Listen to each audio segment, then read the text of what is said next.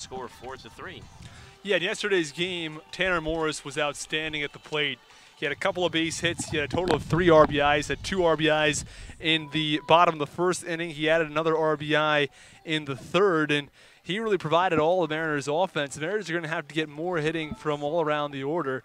Shunk's been good all season long, but they're going to need more than just the 3, 4, and 5 guys getting some hits going. They're going to need production from all around the lineup, and I think that if they can do that, they'll be able to get a win tonight.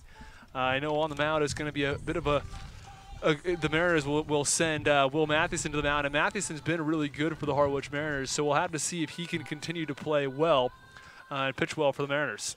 Hey, Masson last pitched against Chatham back on July 3rd. He pitched 4 innings, gave 4 hits, 2 runs, 2 earned, 2 walks, and 3 strikeouts.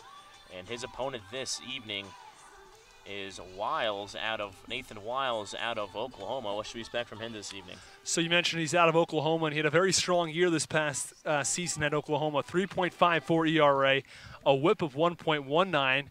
So those are both very strong numbers. He had a 7-3 record. He pitched a lot of innings. He threw 86 innings, which is quite a lot over at Oklahoma. But since he's arrived on the Cape, he has struggled. He has had a 9.44 ERA. He has allowed 14 runs in 13 innings. So he's going to have to do a better job against this Harwich Mariners lineup if the YD Red Sox are going to get a win tonight. Yeah, from what I've heard, just a couple big innings, that he has allowed. So that's going to be a key to the game today for the Mariners. They're trying to get that big inning. Which players should we look out for on both sides? So for the Harwich Mariners, a player to look for in tonight's game have to be, again, Shunk and Morris. Shunk and Morris have been outstanding. Morris has reached base safely in every single game this season for the Harwich Mariners. And as well, Aaron Shunk has done the same. He's got an 11-game hit streak going. So the Harwich Mariners doing pretty well right now. Some guys to look out for the YD Red Sox. Zach Ashford's had a pretty good season. There's some other guys who have been producing well. Doshbach is, of course, always a guy to look out for. And then Albert's playing quite well right now. He's got a .390 batting average. So those are just some guys to look out for the YD Red Sox. They've got a lot of guys hitting over 300. They actually have 6 different players who have a batting average of 300 or higher this season. So that'll do it for our pregame show. First pitch almost coming up. And first of all, the Nationals, so we'll step aside just for a few seconds. You'll listen to Harwich Mariners Baseball. Mariners Baseball on the Harwich Mariners Radio Network.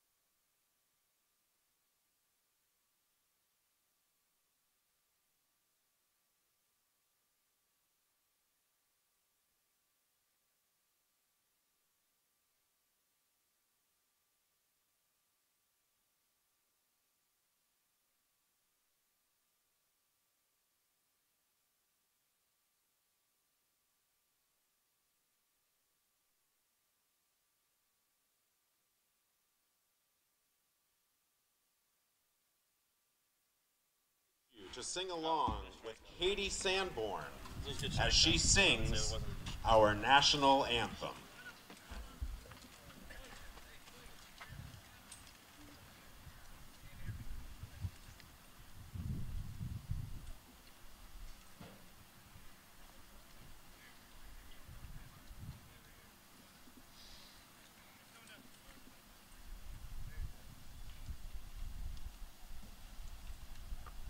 Oh, say, can you see by the dawn's early light what so proudly we hailed at the twilight's last gleaming, whose broad stripes and bright stars through the perilous fight o'er the ramparts we watched were so gallantly streaming, and the rockets' red glare, the bombs bursting in air, gave proof through the night that our flag was still there. Oh, say does that star-spangled banner yet wave o'er the land of the free and the home of the brave? Katie Sanborn.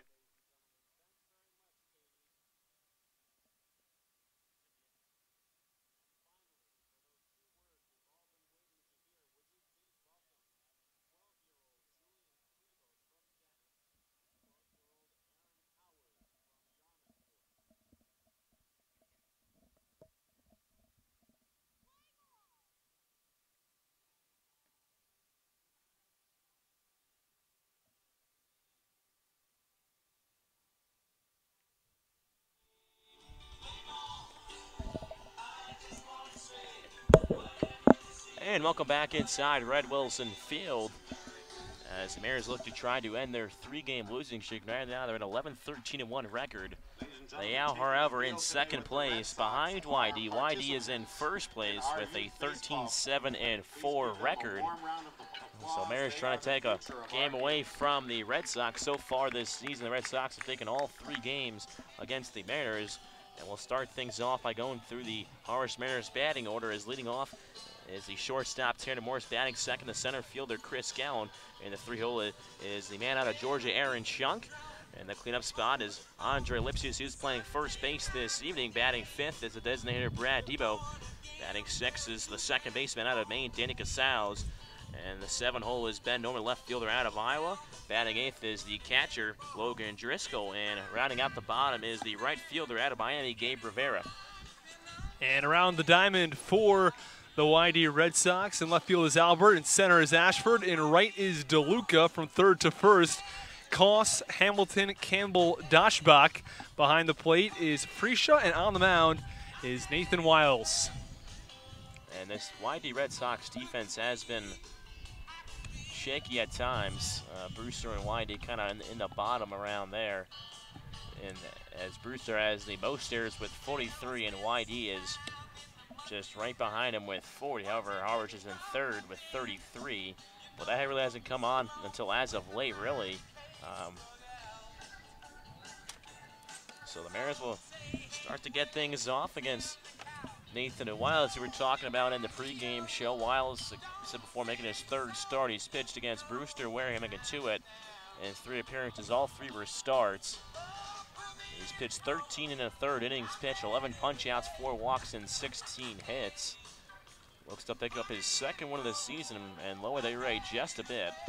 Yeah, he's in each of his starts, he's allowed at least 4 earned runs. So he's going to have to recover from that and try to do a little bit better this time out. Again, he hasn't pitched more than 5 innings. He's generally been in that 4 to 5 inning area and allowing 4 to 5 earned runs per start. So he's going to have to do a little bit better against this Mariners lineup tonight. Wiles is also a little bit tall on the mound. He stands at 6'5", 230.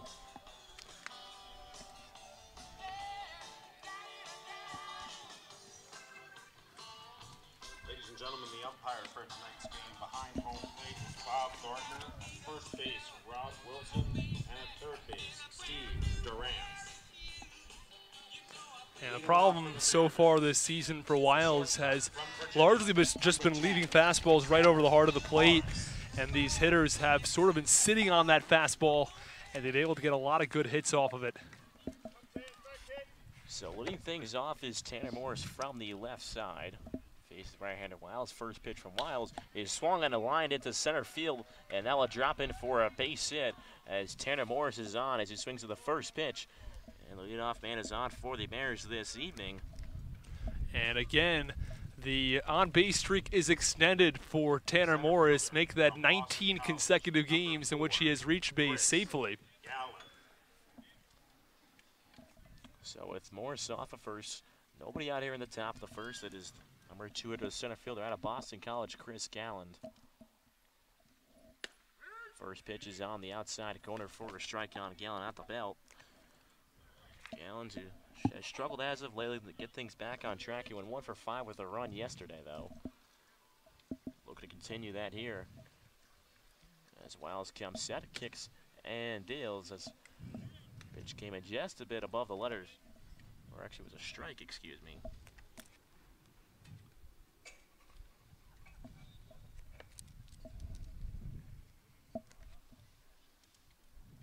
One pitch is misses upstairs again. Count is 2-1.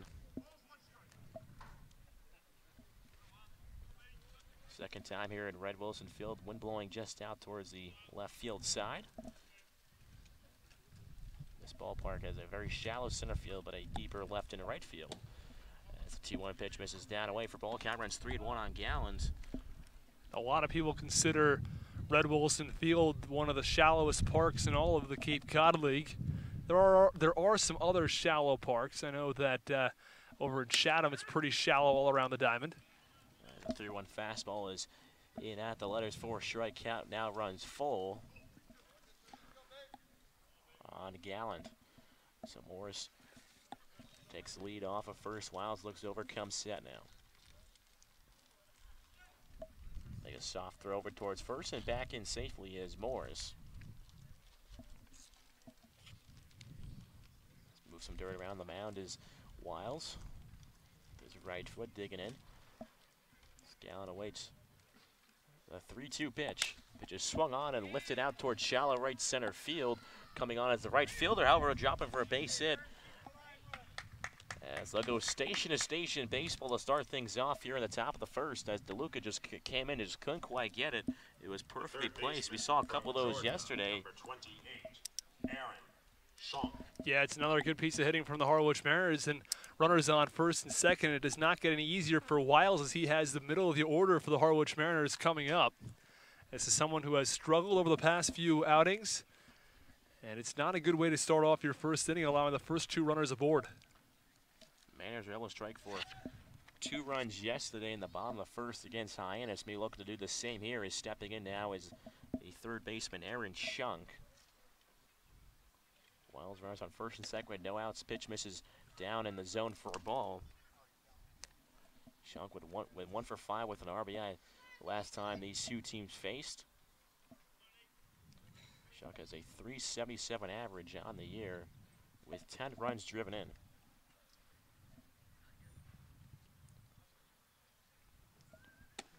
1-0 pitch is spot on the outside corner, but just misses down for a ball as the catcher. Frege try to bring it back up just a hair, but the count is 2-0 on Schunk. Runners on first and second with no outs here in the top of the first.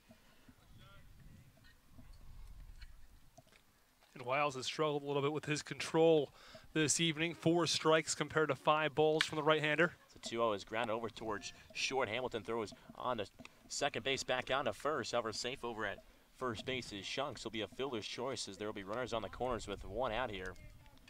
Yeah, Campbell may have had a shot to get Schunk over at first base, but his throw was just offline down the first base side. And if it was a good throw, there's a shot they could have gotten. Would have been a really close play over at first base, though. So unable to turn the double play. And Now runners are on the corners with one out here in the top of the first. It is the first baseman, Andre Lipsius. First pitch curveball is in there for a strike at the belt. Lipsius has faced this Hawaii Red Sox team 3 times so far. He has recorded a run in 2 out of those 3 games. Well set, kicks and deals as the 0-1 is swung on and lifted out towards deep right field.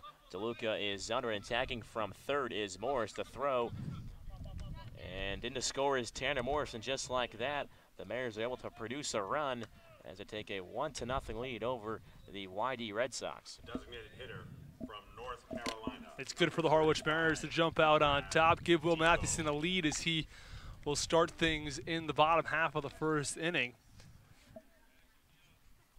So Lipsius picks up the RBI on the sac fly, and still over at first base is Shunk as Morris came around to score. And that's how important a leadoff man is here, as the Mariners able to get him around. As first pitch is at the belt for a strike to the designated hitter tonight in the 5-hole, Brad Debo. Debo almost hit that walk-off home run, and these last 2 teams at White House Field, these 2 teams last faced, as the 0-1 pitch runs up and away for a ball. Count is 1-1.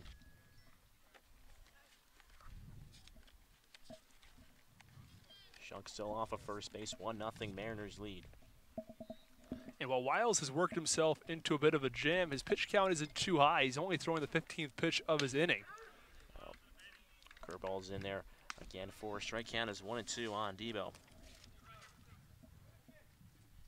And last night when Jeremy Randolph ran into a tough first inning, it was 30 pitches for him. Mariners have been aggressive at the plate so far, swinging the first couple pitches. 1-2 pitch of Debo is lined over the leaping shortstop, heads Hamilton, and into left field, as now the runners on first and second with 2 outs here. It's really good to see Brad Debo with a solid piece of hitting going the other way with that ball. He is now up to the 5 spot in the lineup. We've seen him mostly at the 7 and 8 spots in this Mariners order, but he's been moved up significantly higher in this order, and he's starting to hit. So with 2 outs, Shunk over off a second, Debo on first. Danny Casals steps in from the right side. First pitch is at the knees on the outside corner for a strike on the second baseman. Mariners looking to add another run here, as they already have 1 across this half inning on the sac fly from Andre Lipsius.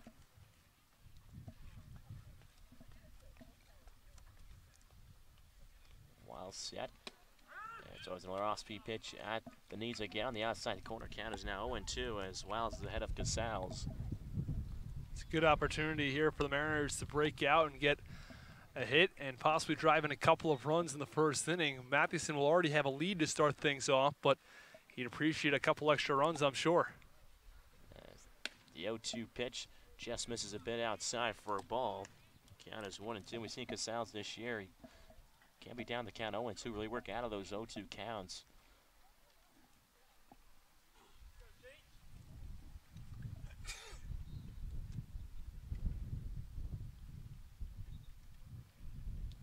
Begins to pick up once more out towards left field as the 1-2 pitch runs inside for a ball. Count evens back up at 2 balls and 2 strikes.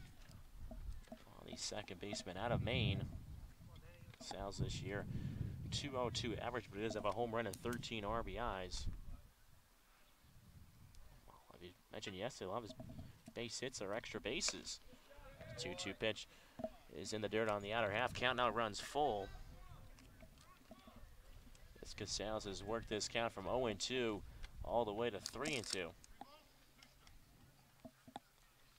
Casals looks to prolong this inning with 31 run across on 3 hits.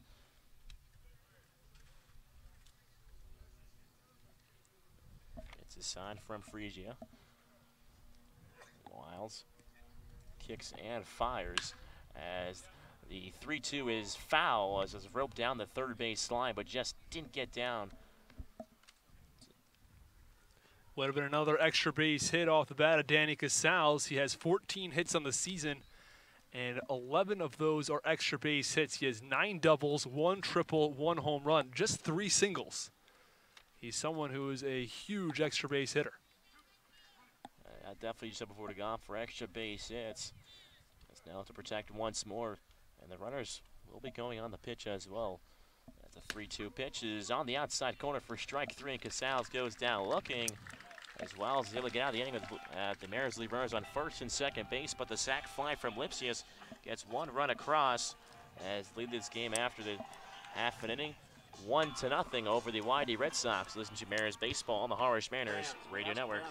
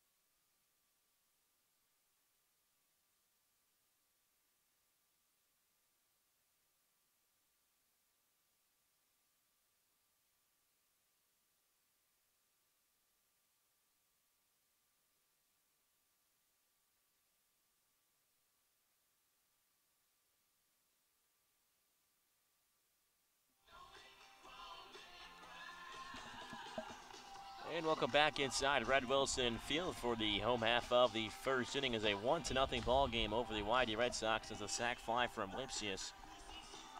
A nice piece of hitting by a few of the Mariners. Morris able to get on with a single, followed by a single from Gallen and the fielder's choice from Shunk, which then Lipsius drives in the run with a sac fly. So Matheson will go against this YD Red Sox lineup that has put up a good fight against the Mariners so far. Last time we were here, they won the game 12-1, which wasn't even a complete game. It was ended early due to darkness. So Masson will face the center fielder Ashford as he swings at the first pitch and is lined on the ground into right field as Rivera picks it up and will throw it back in. So both leadoff men for both sides now swing at the first pitch and able to reach base with a single. Yeah, it's a good piece of hitting off the bat of Zach Ashford, and he pulls it through the hole on the right side between first and second. Solid base hit for the left-handed hitter as we take you around the diamond for the Harwich Mariners. In left field, Ben Norman. In center field, Chris Gallen. In right field, Gabe Rivera. From third to first, Aaron Shunk at third. Tanner Morris at short. Danny Casals at second, Andre Lipsius at first, and Logan Driscoll is doing the catching for Matheson. So the first pitch, the right fielder John DeLuca is on the outside corner for a strike count of 0-1. DeLuca so far back here at Red Wilson Field, he was 1 for 3 with 3 RBIs and a run in the 12-1 win over the Mariners. The 1 pitch from Matheson runs a bit outside for a ball. Canavan's back up at 1 ball and 1 strike. So Ashford leads off at first after his leadoff single. So the YD Red Sox are going to strike right back with a run as the 1-1 pitch bounces in the dirt for a ball as Ashford took 2 steps, looking like he's going to run towards second, but end up halting. So that can really play a lot of games with the catcher and the pitcher as well.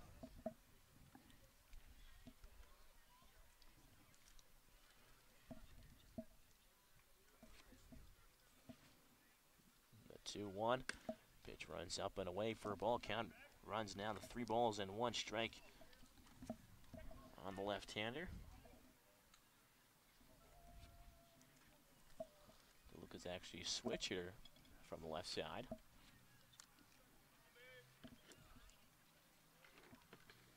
As the 3-1 of DeLuca pitches upstairs for a ball, and DeLuca able to work a 5-pitch walk. So runners on first and second now with no outs for the YD Red Sox. First baseman As from looks back Stanford, to score a few number runs 44, here.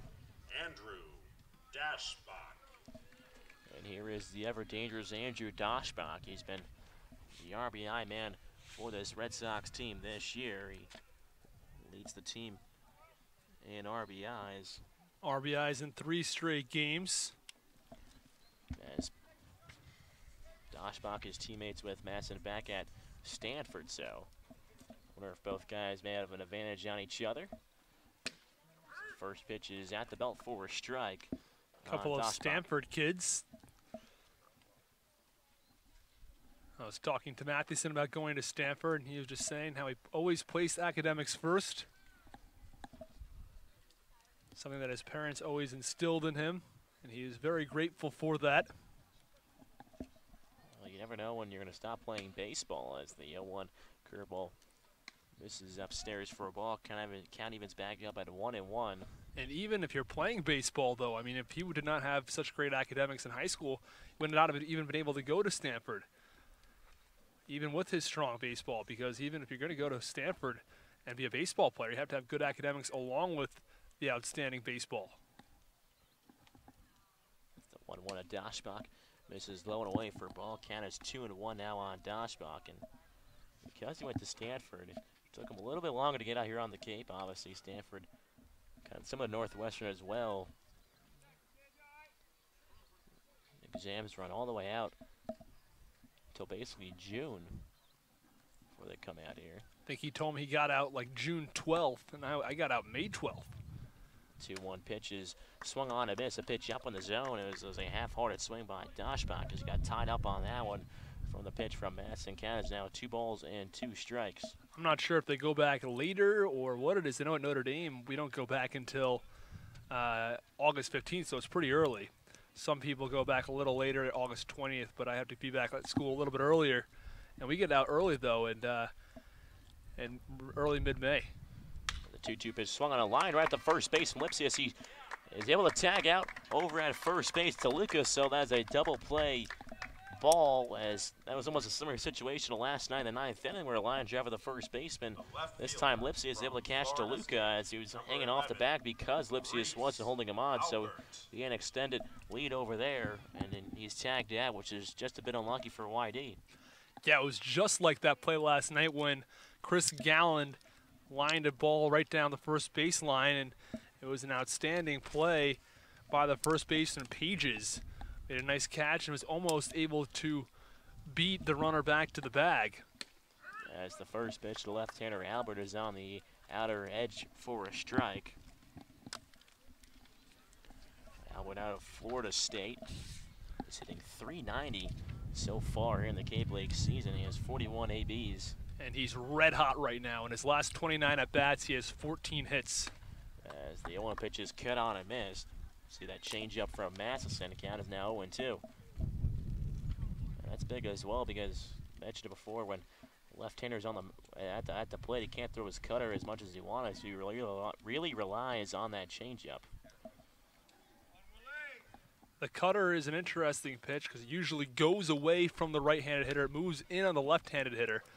And he was telling me last game that with the large number of left-handed hitters, he had to rely on his other pitches a lot more than he normally would have to. So pitch misses for a ball. Count is now 1-2, 2 outs. Ashford still off of second base after the line-out double play as the 1-2 is rocketed up in the air towards left field. Norman moves over one step and makes the out for out number 3. So the Red Sox leave a runner on second base. That's a nice double play over at first base as Dashbach was retired, and the Mariners told a 1-0 lead after the first inning. You listen to Mariners Baseball on the Harwich Mariners Radio Network.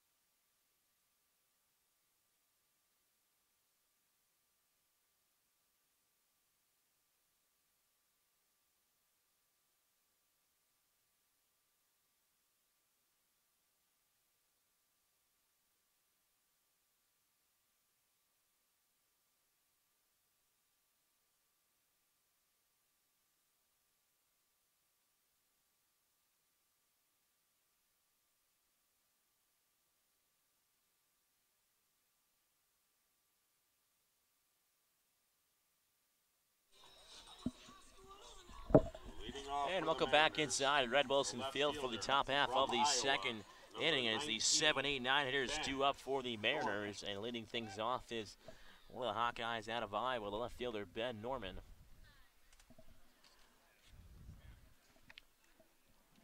Norman, who pinch hit in yesterday's game, was able to get a walk up in the 9th inning as he takes a first pitch up and away for a ball. 1-0 Mariners lead over the YD Red Sox after recorded 3 hits in the first inning. The 1-0 pitch from Wiles.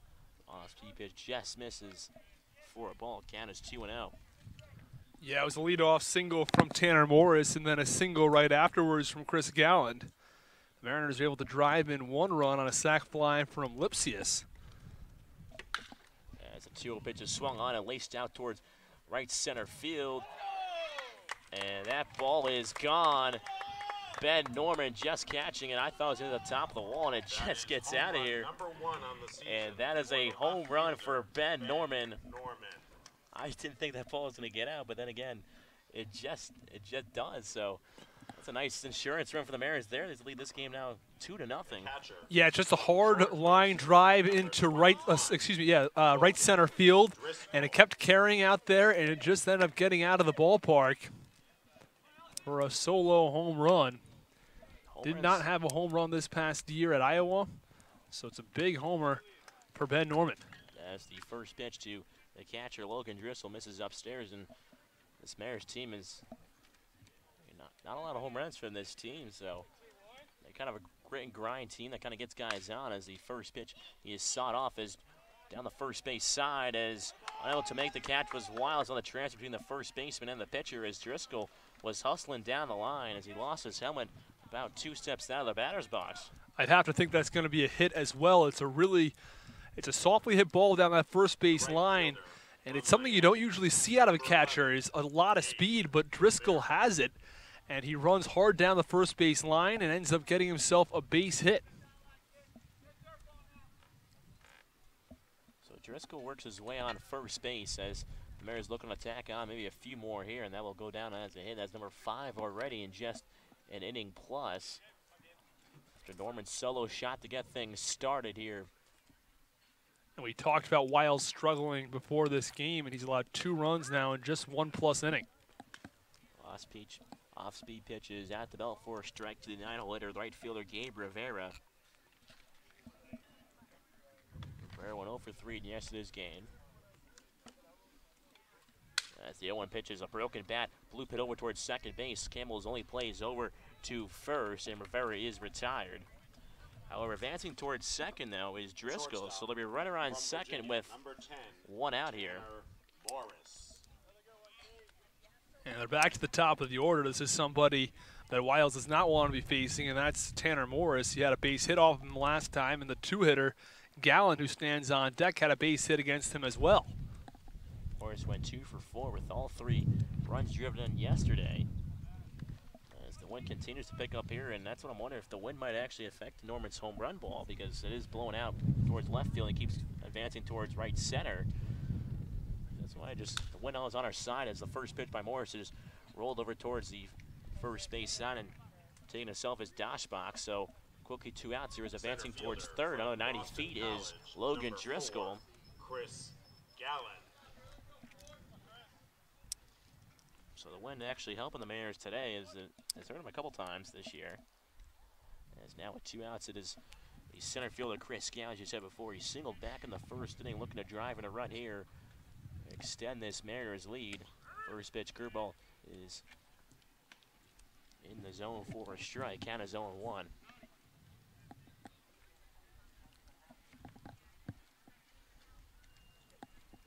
So Mariners will pick up 1 run last inning in the first. Now the Norman home run picks up another, as the 0-1 pitch just getting a piece was Gallen as he fouls it back towards the screen. Count is 0-2.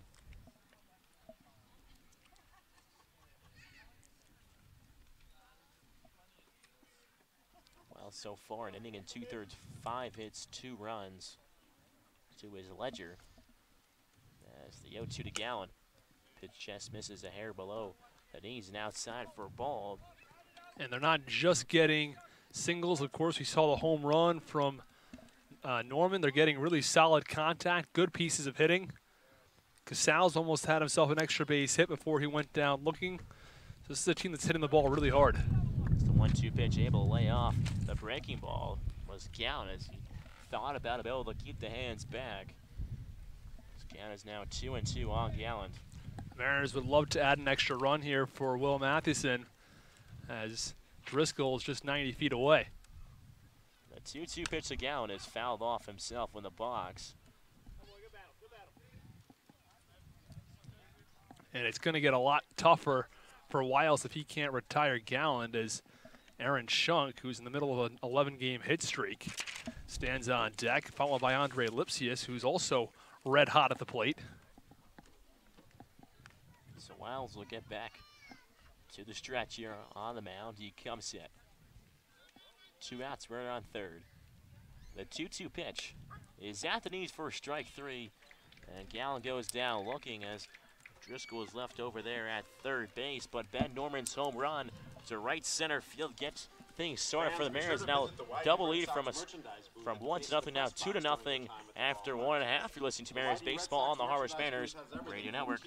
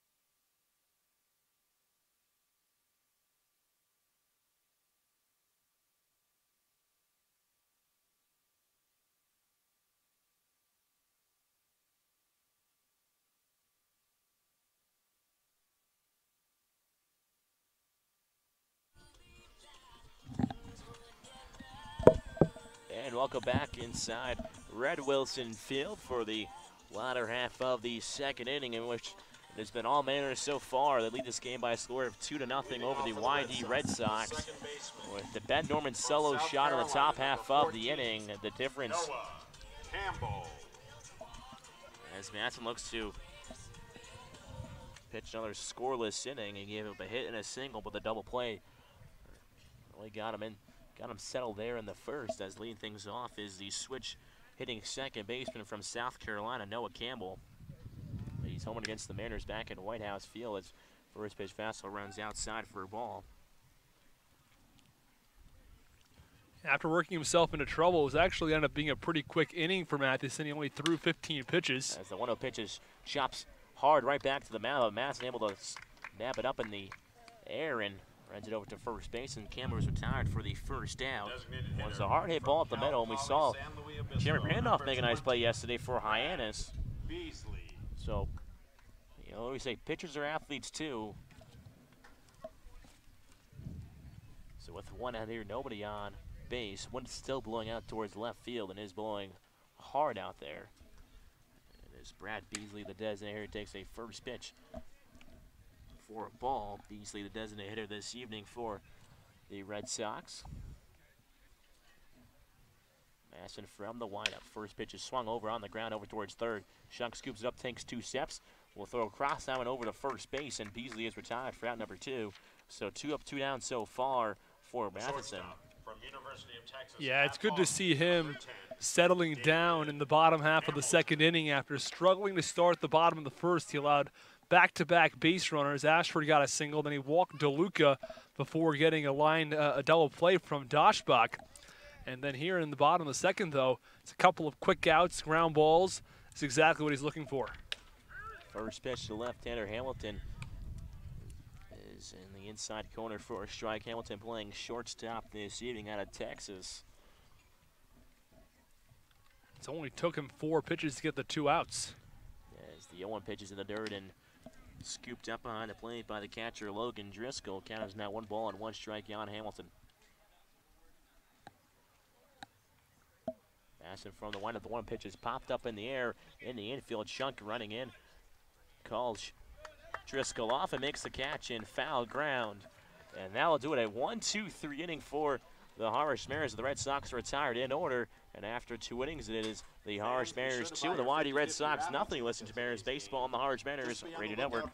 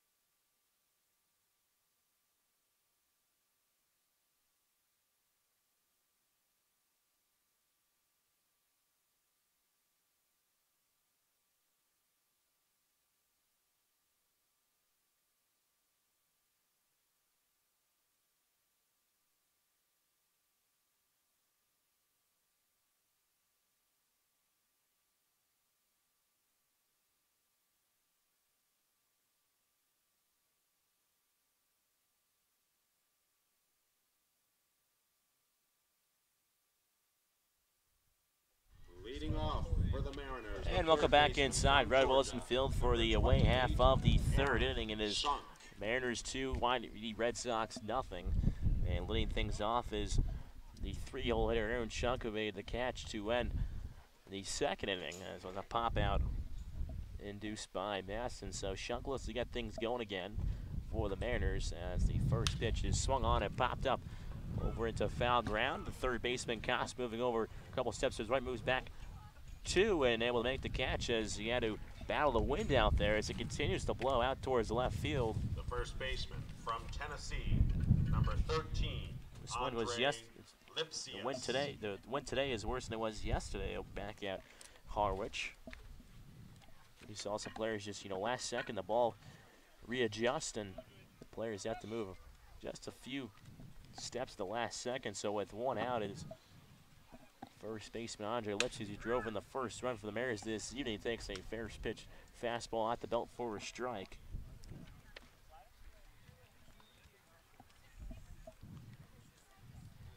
Working quickly as well as the 0-1 pitch misses for a ball as the catcher Freesia just couldn't quite nab it.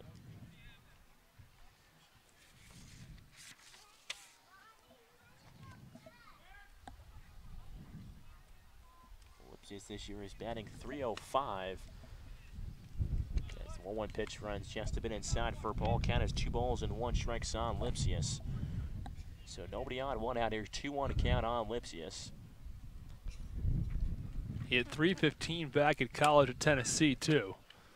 As Wiles fires an off-speed pitch on the outer half of the plate for a strike. Count evens back up at 2-2 on Lipsius. We're just getting to the point in the Cape League season where the sample sizes are large enough where you start to take notice and they actually mean something. As the 2-2 pitch is grounded over towards shortstop, a strong throw from Hamilton gets Lipsius by a step, and he is retired for out number 2. Especially earlier in the season when someone is 7 for 20 or some guys are 9 for 20, and it's simply a good game or maybe 2 good games is all that it took to get there. So once the sample size is up to 80 at-bats or so, then all of a sudden you're saying, okay, well, this is a real sample size, and this guy's actually playing well or he's hitting the ball well. That's what Lipsius is doing right now, as his average is over 300. First pitch to Brad Debo is cut on and miss, and once most of these players later this season get really adjusted to the wooden bats compared to the metal bats back at school, really start seeing the bats come alive. Let's see, 1 pitch is swung and fouled off towards the third base side. Count is 0-2. So 2 outs here, nobody on, 2-0. Mariners lead over the YD Red Sox. Wiles looking to get a 1-2-3 inning Hasn't done so far. As the 0-2 to Debo. Just misses for a ball. Bit below the knees. Count as 1 and 2. Mariners scored a run the first on Lipsia sac fly. Then a run in the second on the Norman Solo home run. In right center field as the 1-2 pitch is once more popped up and out of play. I mentioned before, Brad Debo last time these two teams faced back in Harwich, almost hit that home run that would have won the game in the 9th inning.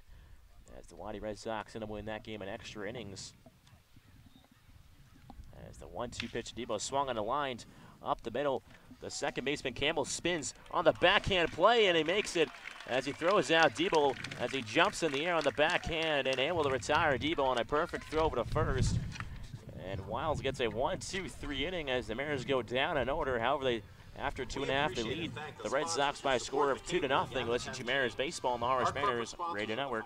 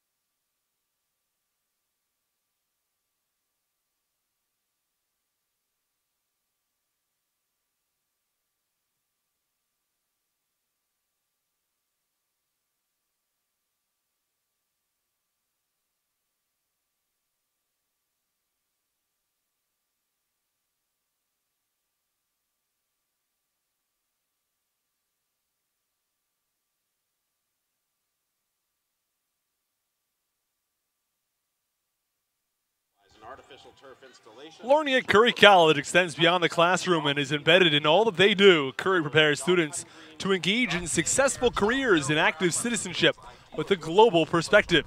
Explore undergraduate majors, minors, and concentrations, including new majors in accounting, biochemistry, and software development, online at www.curry.edu. And welcome back inside Red Wilson Field. Here in the bottom of the third, 2-0 Mariners lead as the leadoff man is Christian Koss, and he rockets one out into center field on the ground as Koss is on with a leadoff single here in the third inning, in which the Red Sox definitely need base runners as they trail 2-0. We saw this back in the first. They had the first two base runners on, but double play spoiled things there. Yeah, and it was a really quick second inning for Matheson as well. Not only was it a 1-2-3 inning, it was just 7 pitches. So his pitch count is still very low. And both these teams so far have been really swinging early on the count and being aggressive. As the first pitch to Freesia is lined out towards center field, will drop in for a base hit. As now advancing towards second is Koss. So back-to-back singles by the Red Sox get things going here as there are no outs and 2 men on in the bottom of the third as they look to try to chip into this 2-0 deficit. And Logan Driscoll trots out to the mound to have a chat with his pitcher, just making sure everything's under control. Again, it's a little bit of a different situation for Matheson, being in a starting pitching role as opposed to being a reliever, and we've seen him do both here on Cape Cod so far, be a solid starter, and we've normally seen him go about 65. I'd expect to see him to go closer to 85 this evening. As the first pitch to leadoff man Ashford misses for a ball as he was showing bunt there. Maybe Coach Picker want to play some small ball early on and move a runner over towards third base. And we know that Matheson can pitch well over the first few innings of an outing, but once he hit that 65 pitch mark last game is when he started to struggle. So let's see if he's able to go into the 6th inning and continue to pitch really well. Matheson comes set showing bunts once more as Ashford pops that one up and out of play behind the screen behind home plate. So count is 1 ball and 1 strike on the center fielder. Ashford so far has recorded a hit in every single game, including this one now. So make that 4 games against the Harwich Mariners. He has recorded a hit. So nobody out here. Runners on first and second, the bottom third, 2-0 Mariners lead. Showing bunt again as Ashley gets it up in the air towards fair territory. Shunk bare hands to throw on a first, and he's retired. Casals was covering as Lipsius was charging as well. So a beautiful play by Aaron Shunk to retire the speedy center fielder Zach Ashford, but he does do his job and move the runners over. Yeah, not a fantastic bunt by Ashford right there. He bunts it down the third baseline, which is done properly, but he popped it up. And if the catcher, Driscoll or Aaron Shunk, had gotten to that ball just a little bit more quickly, not only would they have been able to make the play, they may have been able to double off a couple of guys because they had the runners going there as well. So it was not a great bunt by Ashford, but in the end, it's an outstanding play by Shunk, fielding that with the bare hand on the second bounce and made an outstanding throw over to first base. So as he switched to the right fielder, Johnny DeLuca takes a first pitch fastball just a bit off the plate for a ball. DeLuca walked back in the first inning, but then was double off on the line drive at Lipsius. And now Matheson has himself with an interesting situation. He's got runners on second and third. Now YD could tie this game with a simple base hit. As the 1-0 pitch is swung on and lined off the glove of Casals into center field. One run is coming around to score. As throwing from Gallen, missing the cutoff man. And now advancing towards second is DeLuca. So DeLuca will be on with a base hit, and he is credited with an RBI. As coming around to score was Koss, who was on third, and holding over at third is Frisia. So now the runners on second and third with one out here. So Red Sox now only trail 2-1 against the Harwich Mariners. Now is Andrew Doshback, who lined out to double play as the first pitch is spotted at the knees but misses outside for a ball.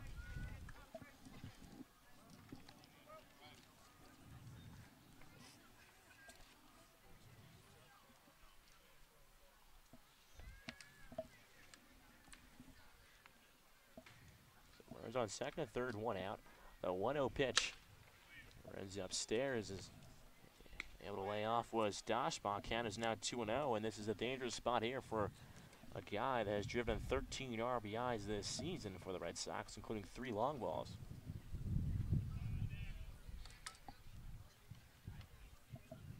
Masson will have to be careful here in hitter's count as the 2-0 pitch. Pitch is spot at the bell on the outer half of the plate for a strike. Count is 2-1 now on the power hitting first baseman.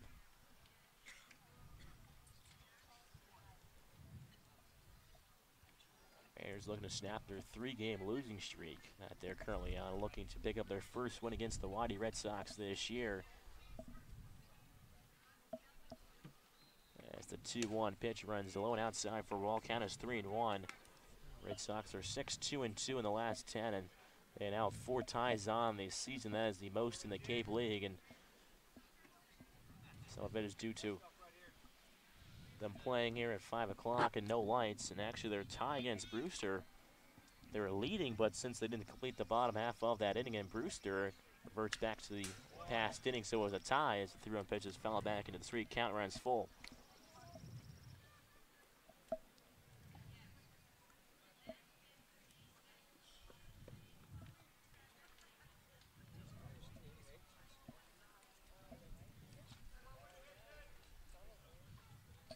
Digging back in as Doshback waves his bat over towards the pitcher, Matheson. Looks back towards third, and the 3-2 pitch. This is down inside for a ball, and Doshback will take his base over at first after the walk. So now the bases are juiced with one out here. From Florida State, number 11. This time it's called, and Aaron Shunk will come over to talk to his right-handed pitcher, Matheson. Taps him on the chest, and will head back to his position now. So one out, bases are loaded for Reese Albert, who flew out back in the first inning. I mentioned how well Reese Albert is hitting at the plate back then. He is again 14 for his last 30 at the plate after the flyout back in the first inning. First pitch, Albert swung on and lined on the ground, foul out of play. Canada zone 1 on Albert. As we said before, he's batting .390 this year. He has 10 RBIs. Looking to add to that column here as there are 2 men in scoring position and 3 men on. The 0-1 out curveball is swung on and missed. He was out in front of that one. As Canada's now 0-2 on Albert. That was a good-looking curveball from Matheson. Yeah, I'd expect to see some pitches out of the strike zone from Matheson. The Mariners would love to get out of this inning having just allowed the 1 run. And they'd have a real opportunity to do so if they can get a strikeout from Albert. The 0-2 curveball is chopped over towards the first base side, just foul, as Lipsius was able to snag it. But so the runners will retreat back to their respective bases. And if that was fair, that would have been a tough play for Lipsius to make over there. As he would, his only play might have been the first because he would have had to turn across his body over towards second. But it was foul, so the count is 0-2 once more. It is fouled back into the screen. Albert able to stay alive here.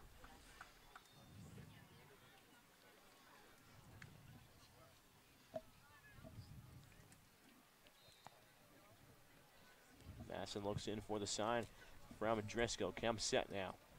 Bases are loaded. 1 out, 2-1. Mariners lead as it is chopped over towards second base. Gonzalez. Gonzalez flips into Morris. Morris back on to first. Is in time, and the Mariners able to get out of the third inning as the Red Sox had the bases loaded with 1 out. And Masson's able to induce a ground ball over to Gonzalez. So a 4-6-3 double play gets the Mariners out of the jam as the Waddy Red Sox do score 1, however. And they trail the Harwich Mariners by a score of 2-1 after 3 innings. You listen to Mariners Baseball on the Harwich Mariners Radio Network.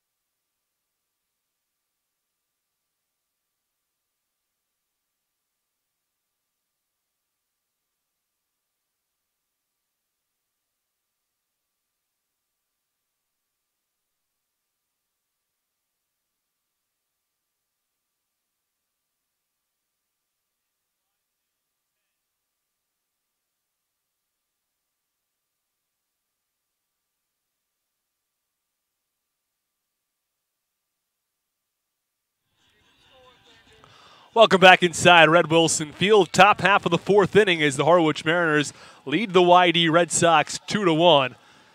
Mariners scored a run back in the 1st inning on a sac fly from Lipsius, and they added a run in the 2nd on a solo home run off the bat of Ben Norman. It's the 6, 7, and 8 hitters due up in the inning for the Mariners: Casals, Norman, and Driscoll. Check that. The second baseman from Maine, number 18, Danny Casals. And Danny Casals, who struck out looking his first time up, digs into the right-hander's batter's box.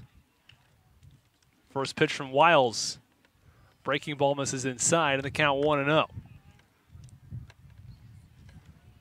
Casals is a guy who has a lot of extra base hits. Out of his 14 hits, 11 have gone for extra bases. The 1-0 pitch, breaking ball cut on and missed, and the count 1 ball and 1 strike. He almost had his 12th extra base hit earlier in this game, but it was fouled by about a couple of feet. 1-1 pitch, breaking ball cut on and missed again. Wiles goes with 3 straight curveballs, and each one is swung on and missed. Or excuse me, the last 2 have been swung on and missed from Casals. Now the 1-2. Breaking ball. This one's cut on and missed also. And Casals goes down, swinging at a pitch in the dirt, fielded by Freesia. He'll toss over to first. And there's 1 away in the top half of the 4th inning. Ben Norman. Now 5 consecutive batters retired by the pitcher Wiles.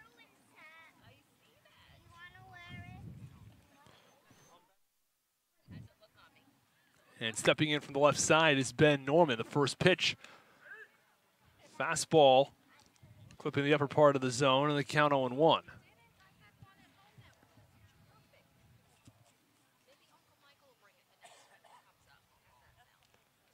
The 0-1 pitch. Fastball cut on a ground ball over towards second base, fielded by Campbell, who flipped to first, and they're 2 away. And after Wiles struggled in the first couple of innings, he seems to have found his groove over the last 2 innings. He's retired the last 6 Mariners batters after allowing 5 hits in the first 1+ inning of work.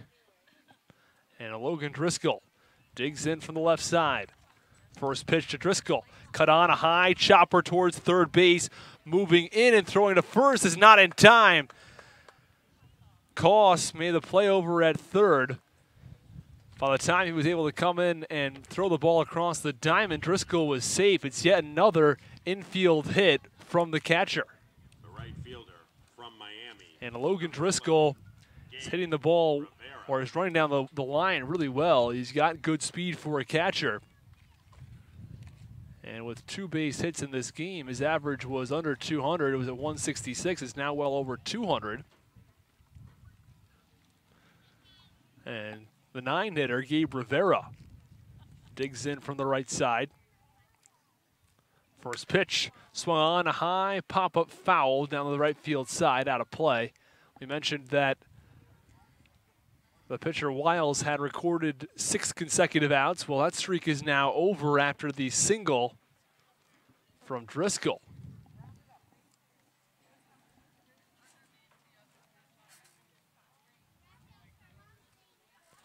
The 0-1 pitch swung on a line drive over towards short. Hamilton fields it on a hop, will toss the second, and that will do it. At the end of 3.5 innings of play, it is the Mariners 2 and the Red Sox 1. You're listening to Mariners Baseball on the Harwich Mariners Radio Network.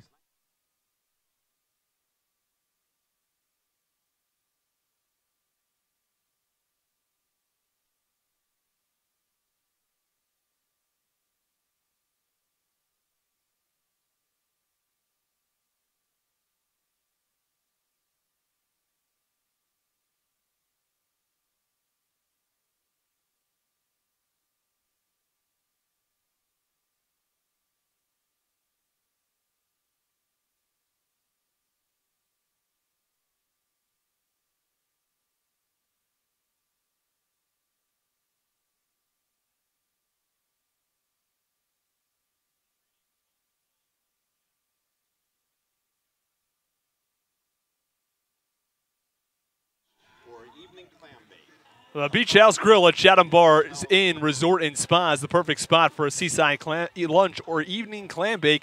Proud member of leading hotels of the world. You can also visit Star's Restaurant at Chatham Bars Inn Resort and Spa for a world-class dining experience. Proud member of leading hotels of the world.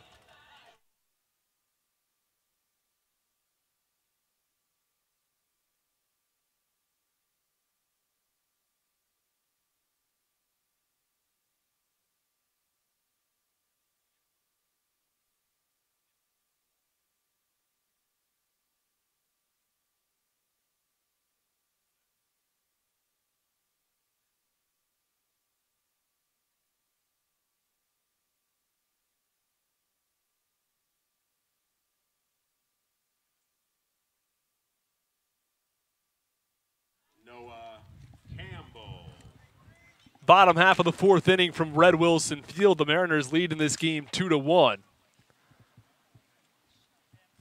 And stepping in for the YD Red Sox is Noah Campbell, the 5th hitter in their order. First pitch is a cutter that is cut on and missed.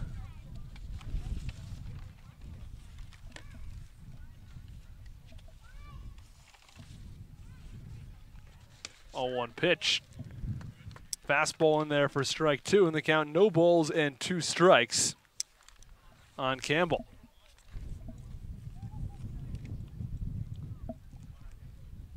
The 0-2.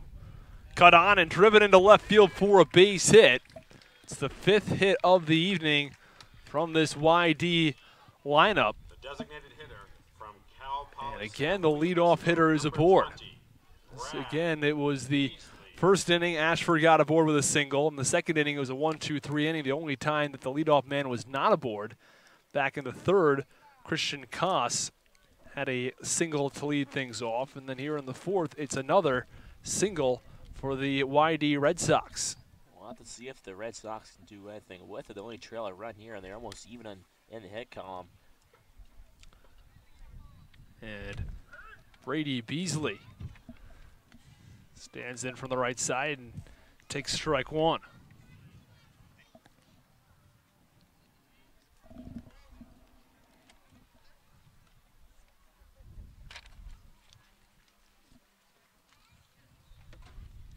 Runner on first base, no outs. Bottom of the fourth inning. The 0-1 pitch, breaking ball. This is on the outside part of the plate. Not a bad place to miss either. If you're going to miss, rather miss out of the zone than in the zone. It was a curveball that looked awfully close, but Brad Beasley took it for ball one. The 1-1 pitch, fastball, just missed upstairs. And Mathewson has not gotten the benefit of the doubt on the last two pitches. It's now up to 45 total pitches on the evening.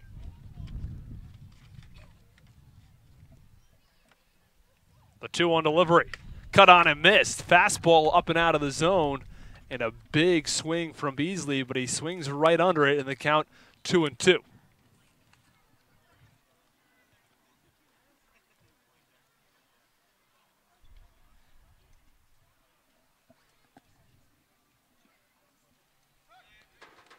Throw over to first. Diving back in is Campbell. No outs in the bottom of the fourth inning. A 2-1 Mariners lead over the YD Red Sox.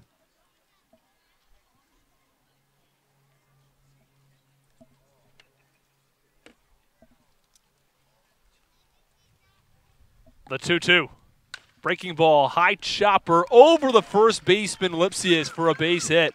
Rounding second and heading into third base is Campbell. The runner's on the corners with no outs. And it's just an unfortunate turn of events on a really high chopper. Goes over the glove of Lipsius. Yeah, I think normally that would have been a double play, but it just all of a sudden took off. Really getting the high top spin on it was Beasley. Really got a lot of top spin on it, so the second hop just went right up and over. And Lipsius is pretty tall as well. It still gets over him. Would have needed Will Mathewson, who's about 6'7", over there at first base to make that play. So runners on the corners with no outs. The first pitch is cut on, a high pop-up into shallow left field.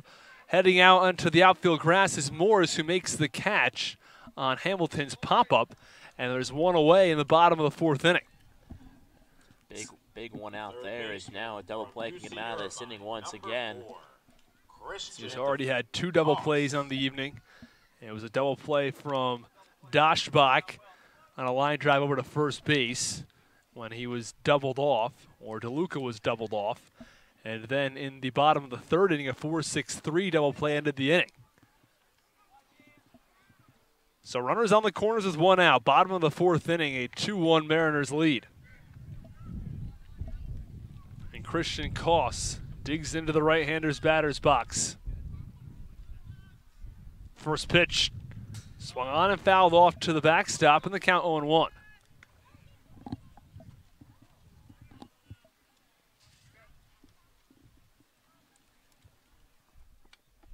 Again, this would be unfortunate if the Red Sox do not score another. The bases loaded last inning on a double play ball ended that threat there, and they runs in the corners with one out.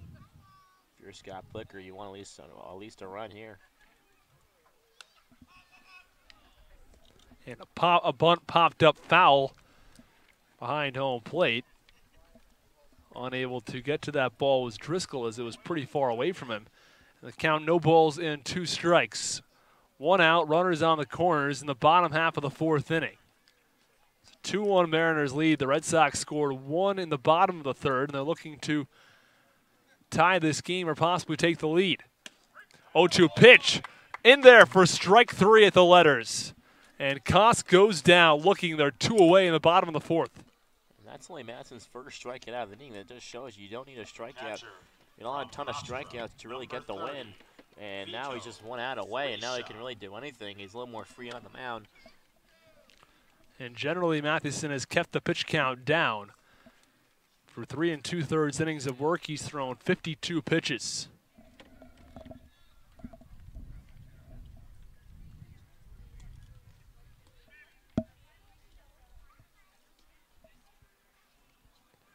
And the 9-hitter, Vito Fresia, stands in from the right side. First pitch, fastball in there for strike 1.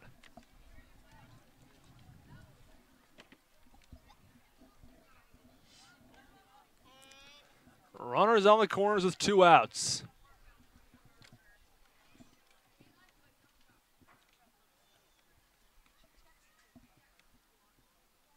The 0-1 pitch.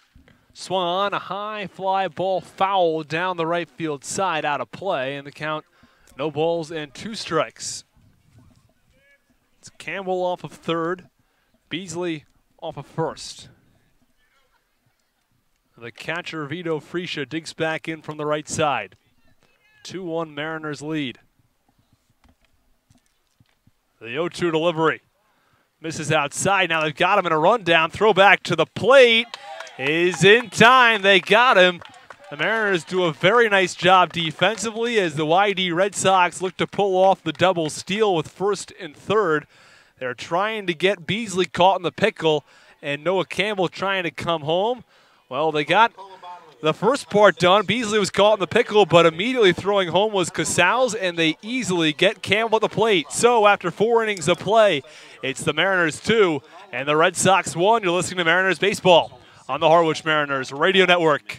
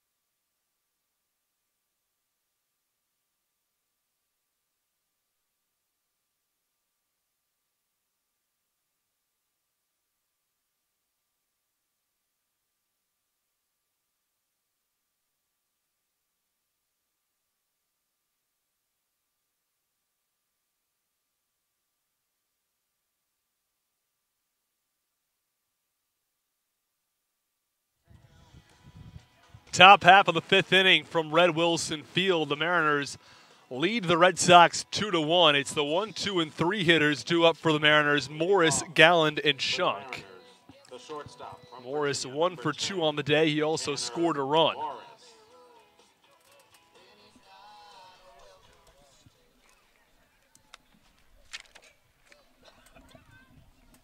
Morris had a couple of base hits last night in the first pitch. Fastball on the outside corner for strike 1.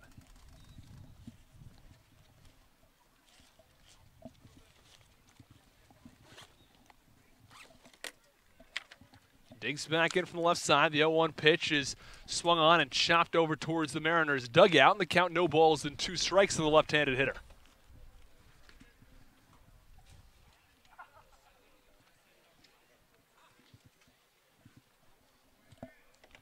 The 0-2. Fastball misses outside, and the count 1 ball and 2 strikes. Morris has reached base safely in all 19 games played. The 1-2 pitch swung on, a ground ball up the middle for a base hit. And Tanner Morris continues his red-hot streak at the plate. He's also on a 5-game hit streak as well.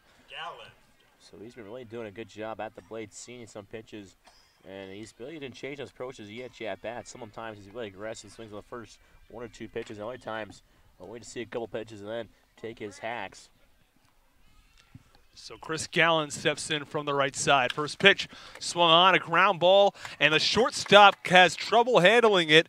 Hamilton tried to field it on the backhand, but he couldn't come up with it, and everybody's safe. There's runners on first and second with nobody out in the top of the 5th inning. The third baseman from This could be Georgia, big for the number Mariners. That could have been a 28, double play ball, Aaron but Schunk. now there's two men on and nobody out, so I'm not sure he could have gotten a double play with Gallen's speed, but they definitely could have gotten the lead out at second base. But instead, no outs. Runners on first and second in the top of the 5th. It's the 3 and 4 hitters due up. Schunk followed by Lipsius. 2-1, Mariners lead. First pitch, cut on and fouled off. Count 0-1.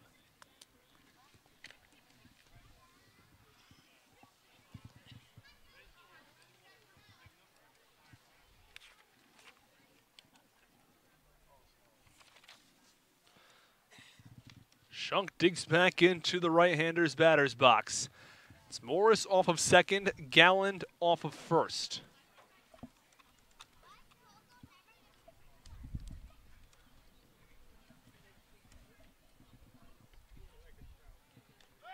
And throwing back to second and diving back in safely is Morris. And Wiles has settled down nicely ever since the first 2 innings. Has thrown a total of 63 pitches. The 5th inning seems to be causing him some issues once again.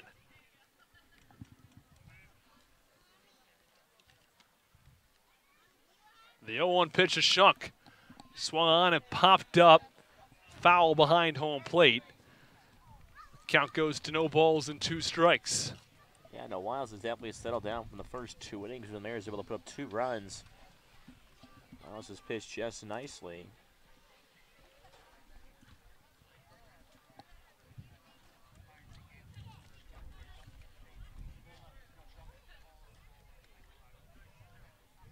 So Schunk digs back in from the right side. Runners on first and second with no outs. Looking to extend his 11-game hit streak. The 0-2 pitch swung on and fouled off behind home plate, headed out towards that parking lot. The infamous parking lot at Red Wilson Field, where you are quite likely to be hit by a car if you park near enough.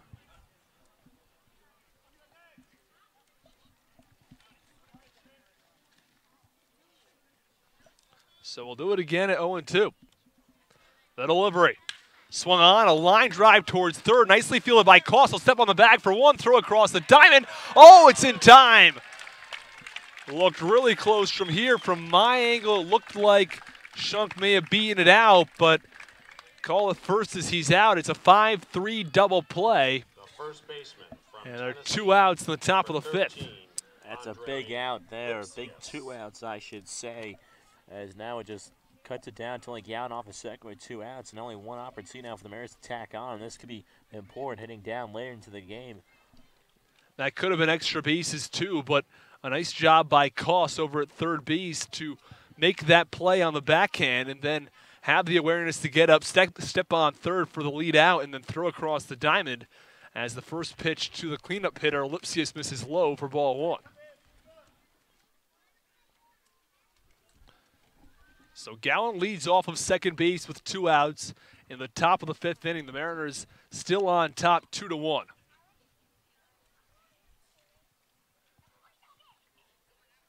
The 1-0 pitch. Breaking ball in there for a strike, and the count even at 1-1.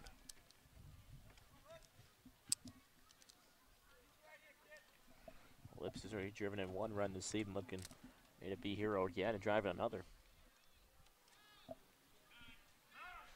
The umpires call time as looks like a ball came into the playing area.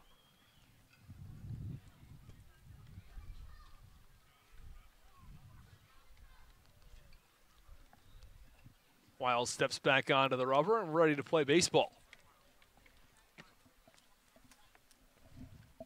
Runner on second with 2 outs. Mariners looking to extend their 2-1 lead. The 1-1 pitch to Lipsius. Fastball misses just a little outside, and the count 2-1.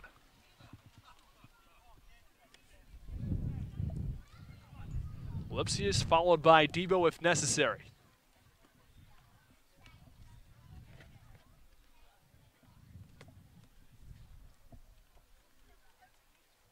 The 2-1 pitch swung on, a ground ball up the middle for a base hit. Rounding third is Galland. He'll score. It's an RBI single, and the Harwich Mariners extend their lead to 3-1 in the top of the fifth. And we talk about timely hitting. That's just another one of those hits there. As a great piece of hitting by Lipsius, and he's able to drive in a run with Galland off at second base. And that could be huge, you know, now they put it back up to 2 runs now over the YD Red Sox. And stepping in from the left side is Brad Devo. He already has a base hit on the evening. First pitch misses inside for ball 1.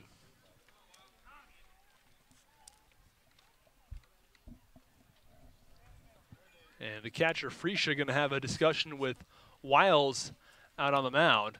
The run's going to go down as unearned because of the error at shortstop by Hamilton on the ground ball from Chris Galland. And all subsequent runs scored in the top of the fifth will also be unearned.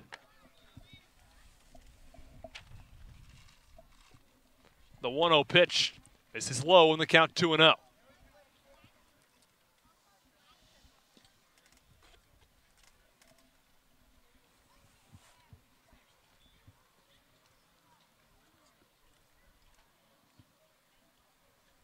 The 2-0 pitch swung on, a line drive to left center field. It drops for a base hit.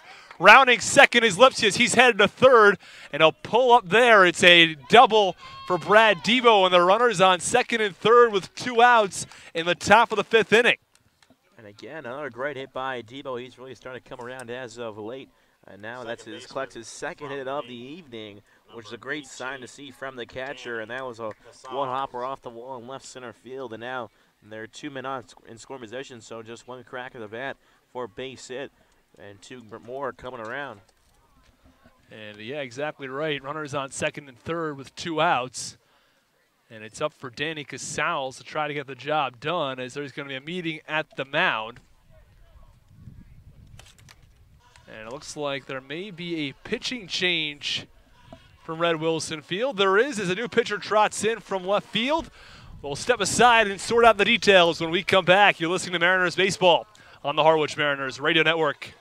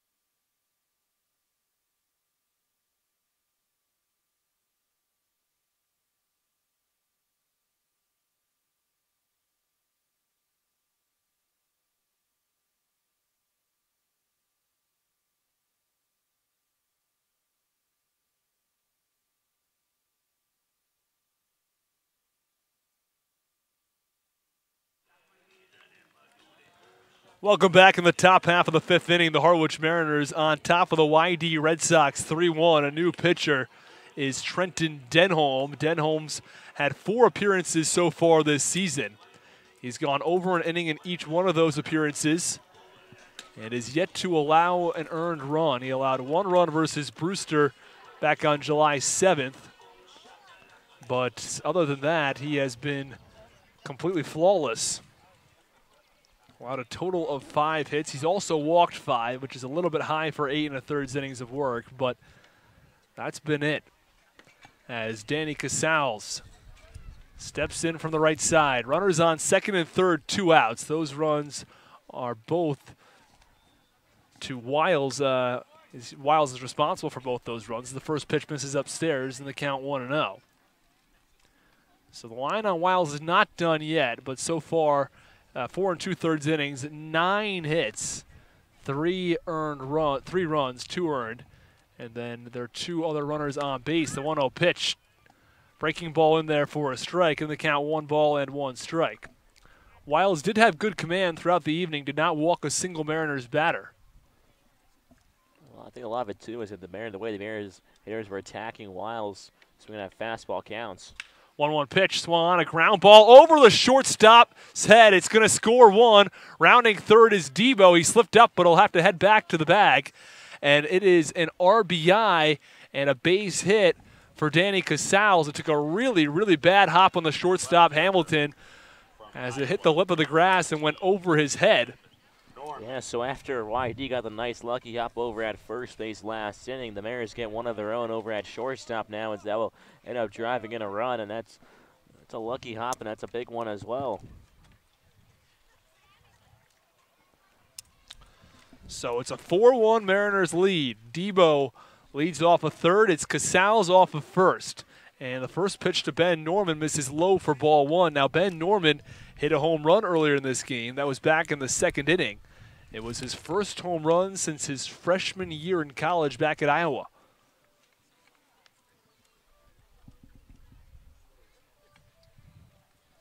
And the 1-0. And stepping off the mound is Denholm. He looks back at the runner at third and then was going to motion over to first base. You've seen that a few times this season, Thomas. Yeah, no, we definitely have. And Danny Casals just laying down the dirt after he the pickoff move. A couple giggles from the Mariners dugout. The 1-0 pitch to Norman. It's cut on and missed. Swung so hard that one of his pads came off. I think his elbow guard popped right off. Mariners already have 2 runs in this inning. It started off with a single from Morris. Gallen reached on an error. Then it was a 5-3 double play off the bat of Shunk. And then 3 straight base hits, a single from Lipsius, a double from Debo, and a single from Casals.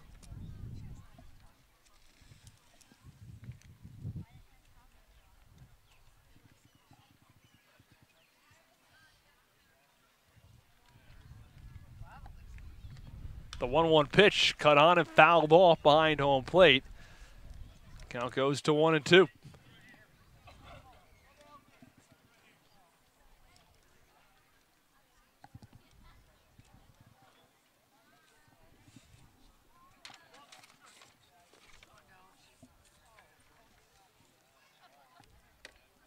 Casals leads off first with 2 outs. The 1-2 pitch to Norman misses low, and the count 2-2. It's kind of similar to Casals. Norman's another guy that can really make the pitcher work for seeing a lot of pitches at the plate.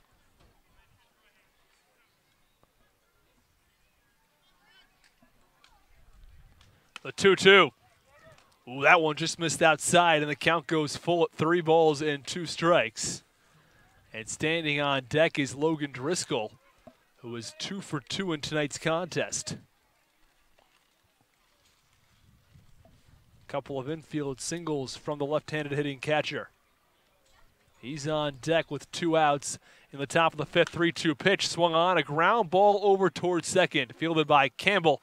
He'll flip to first. It's in time, and that will do it, but not before the Mariners tack on 2 runs and lead this game 4-1 at the end of 4.5. You're listening to Mariners Baseball on the Harwich Mariners Radio Network.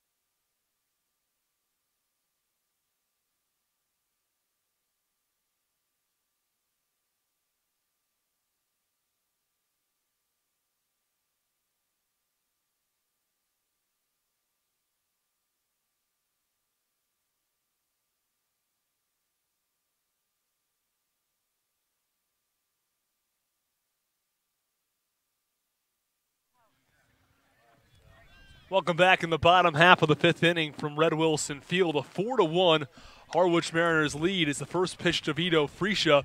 It's in there for a strike. It feels like it was a long time ago when Vito Fresia was up last, but he actually closed out the bottom of the 4th inning. 0-1 pitch, swung on, a high fly ball to left center field, heading back, and it's going to one-hop the wall. Gallen fields it to the wall. He throws it into second base, and Fresia is in there standing up with a leadoff double. So now for the 4th time this evening, the YD Red Sox have had the leadoff man on base.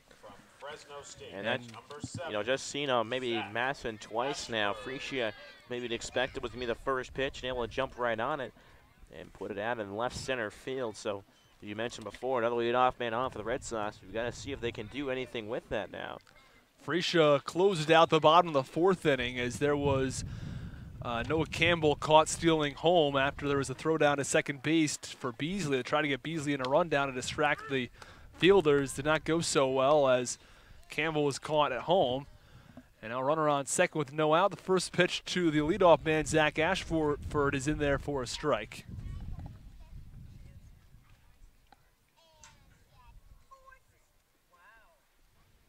The 0-1 pitch.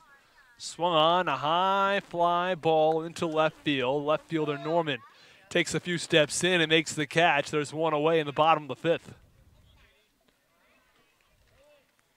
The right fielder from Oregon, Not the worst thing that can happen for the Red Sox, but if you're Masson, you're happy with that. We're not being able to advance and able to record it now. That's what you want on the mound. This is what you want to do again, is especially if the runner is able to advance to third, and let's say there was an out record on a ground ball to the right side. We're on third with one out. It's a whole different ball game. So Fresia leads off second. First pitch to the 2-hitter DeLuca. Misses, and the count 1-0.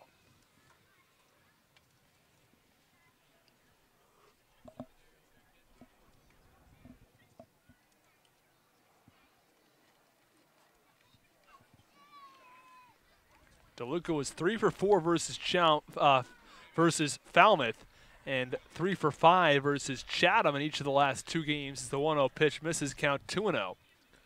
And with the base hit today added in, he is now 7 for his last 10 at the plate.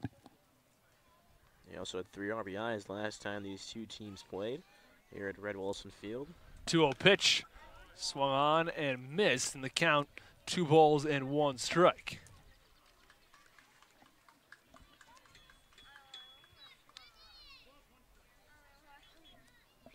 So DeLuca takes a step back in from the left-hander's batter's box.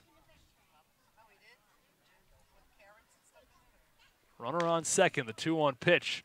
Cut on and fouled off over towards the Mariners' dugout, and the count even at 2-2. Matheson has thrown 63 pitches through 4 1/3 innings of work. There's a real opportunity for Matheson not only to finish up this 5th inning, but possibly go into the 6th as well.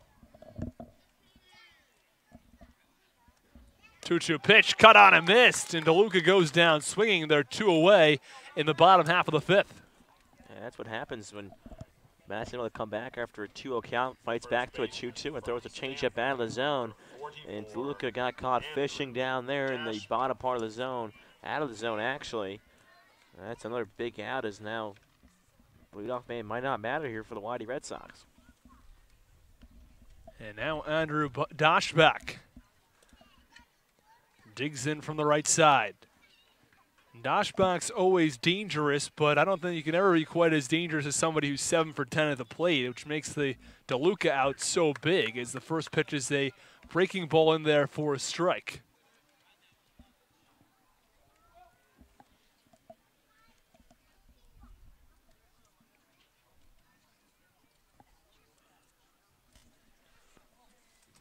DeLuca's average just a tick higher than Doshbach. DeLuca was at 313, Doshbach at 319. And the 0-1 pitch. Looks like a cutter that missed outside, and the count 1-1.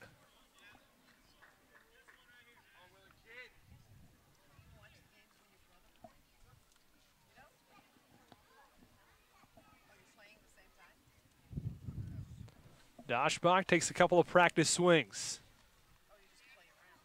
The 1-1 pitch is swung on, a high pop-up into shallow right field. Rivera moves in and makes the catch for the final out of the inning. So they strand a runner on second base at the end of 5 innings of play. The Mariners lead this game 4-1. You're listening to Mariners Baseball on the Harwich Mariners Radio Network.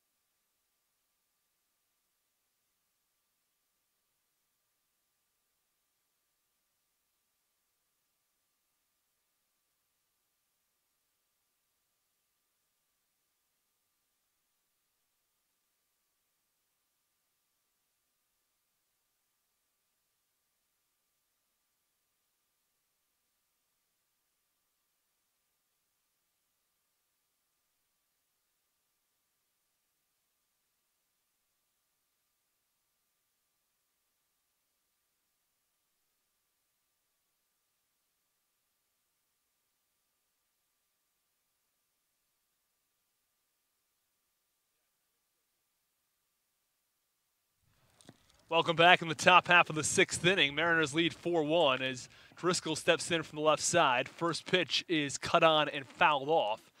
Count 0-1 on the left-handed hitter. 8, 9, and 1 hitters due up for the Mariners. Logan Driscoll, who is 2 for 2 tonight. Couple of infield singles, followed by Gabe Rivera and Tanner Morris. The 0-1 pitch swung on and fouled back to the screen behind home plate, and the count 0-2.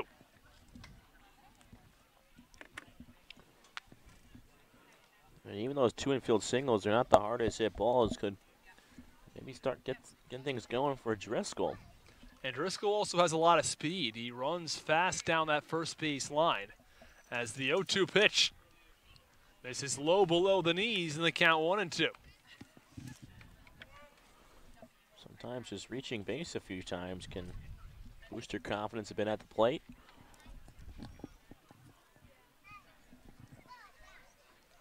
The 0-2 swung on and a high pop-up to the shortstop. Hamilton gets under it, makes the catch for the first out. The right fielder from Miami, number 11, Gabe Rivera. So there's one away in the top half of the 6th inning. Mariners lead in this ball game 4-1 as Gabe Rivera kicks around some dirt in the right-hander's batter's box.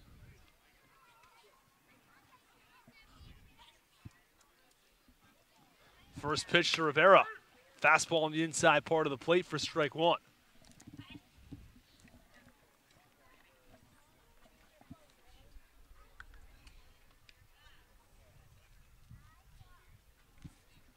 The 0-1 pitch. This is inside on the count 1 ball and 1 strike.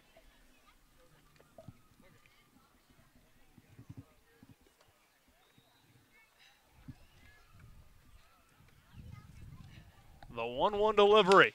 Swung on and fouled off over towards the YD dugout, and the count 1-2.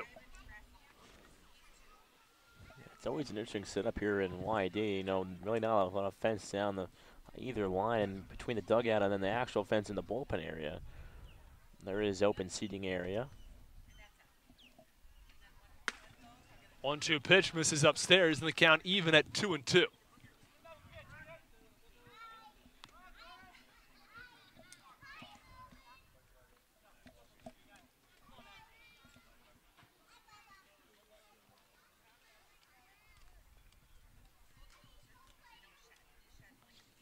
2-2 pitch to Rivera. Breaking ball in there for strike 3. He knew it. Really nice pitch from Denholm, and they're 2 away in the top of the 6th. Yeah, that was a really good breaking ball from Denholm. Kind of started up the letters and then finished at the knees. Really nice pitch there.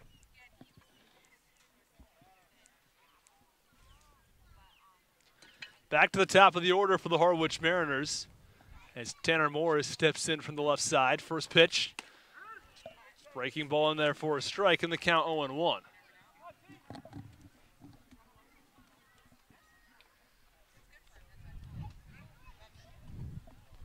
The 0-1 pitch swung on, and a foul tip goes all the way to the backstop, and the count, no balls and 2 strikes. Yeah, Morris so far has been a guy that's really attacking the opposition very early in the count. 0-2 pitch. Misses outside, and the count 1-2. Base paths empty. Top of the 6th inning. Mariners on top 4-1. 1-1 pitch. Swung on and missed. It's a pitch in the dirt. And tagging out Morris is the catcher, Freesia, and that will do it. The Mariners retired in order 1, 2, 3, and at the end of 5.5, it's the Mariners 4 and the Red Sox 1. You're listening to Mariners Baseball on the Harwich Mariners Radio Network.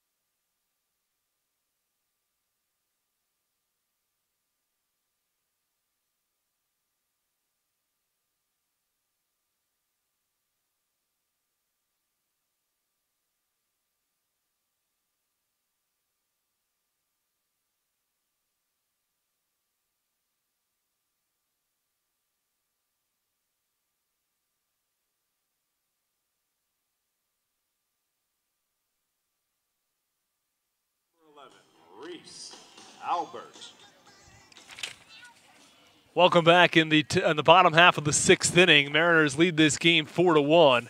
It's the cleanup hitter to start things off, Reese Albert, who's 0 for 2 in tonight's contest. First pitch runs low in the dirt, and the count 1-0. Albert followed by Campbell and Beasley. So a lineup with a lot of right-handed hitters. Only a couple lefties in the entire team. As the 1-0 pitch misses low, and the count 2-0.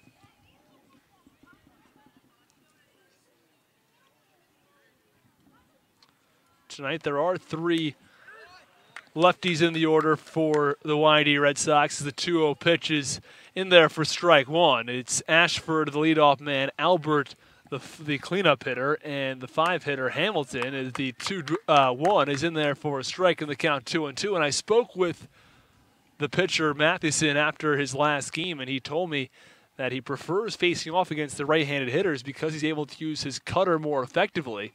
As the 2-2 pitch swung on and missed, fastball up and out of the zone, and Albert goes chasing. And there's one away in the bottom of the 6th inning. The second baseman from South Carolina, number 14, Noah Campbell. And Noah Campbell restraps his batting gloves and digs in from the left side. 1 out in the bottom of the 6th inning. Matheson has thrown 72 pitches. And the first pitch to Campbell in there for a strike.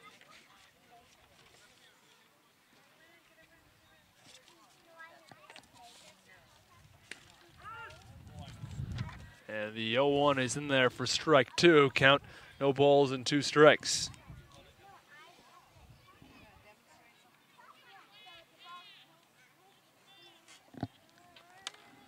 The 0-2 delivery misses outside, and the count 1-2.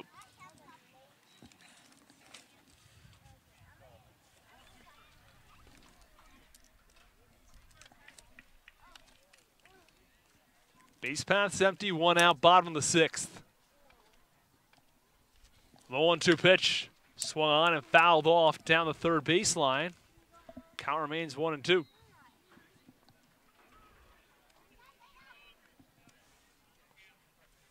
I think if you're Mariners pitching, the coaching staff, you'd want maybe Madison get through this 6th inning, go to your pen afterwards.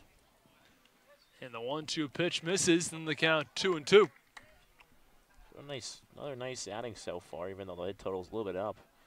7 hits by the Red Sox so far. It's really working out of jams as Matheson. 2-2 pitch. Swung on and chopped foul down the first base side. 77 pitches thrown now from Matheson. You'd have to think this will do it for his outing. Probably have a couple of opportunities to finish off the 6th inning as the 2-2 pitch is swung on. A high fly ball to deep center field. Gallen headed back to the track, to the wall. It's gone. Solo home run off the bat of Noah Campbell. And the YD Red Sox cut the Mariners' lead to 4-2. And Noah Campbell hits his 2nd home run off the Harwich Mariners this season. Last was back as White House Field, and now this lead is down to 2. As the Red Sox, tacking on. All I do is chip into this lead, hopefully with the Mariners. None more giving up this inning. 20, Brad Beasley.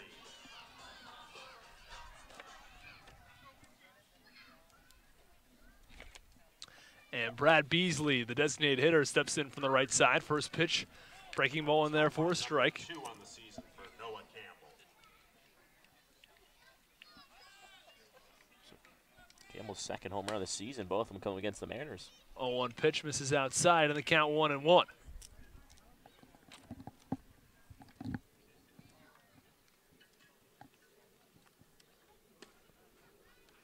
One pitch, breaking ball misses inside, and the count 2-1. And we mentioned earlier that Matheson's not someone who normally goes beyond 65 pitches out of the bullpen, and the 2-1 pitch misses low, count 3-1. And now that he's headed with the deeper pitch count, he's run into trouble with allowing the home run. 3-1 delivery, swung on and fouled to the backstop, and the count goes full at 3-2. We'll have to see a response to this full count. That was 3-1, and then the foul tipped into the screen. So we'll see if Madison can bounce back. 3-2 pitch swung on and fouled off the catcher, and the count remains 3-2.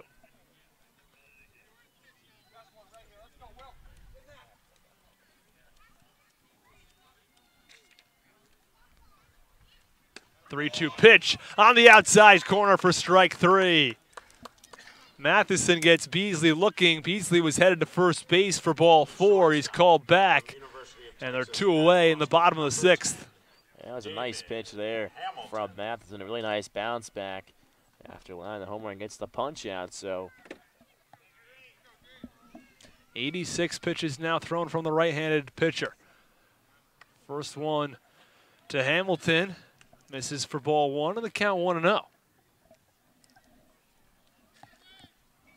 Base paths empty, 2 outs. Bottom of the 6th inning, a 4-2 Mariners lead is the 1-0 pitch. Fastball misses upstairs, and the count 2-0.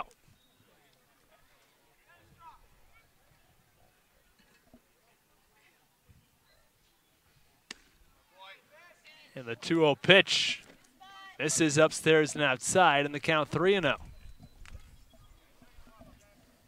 Again, Matheson's been nibbling at the corners all night long. 3-0 pitch. Fastball in there for strike 1, and the count 3 balls and 1 strike.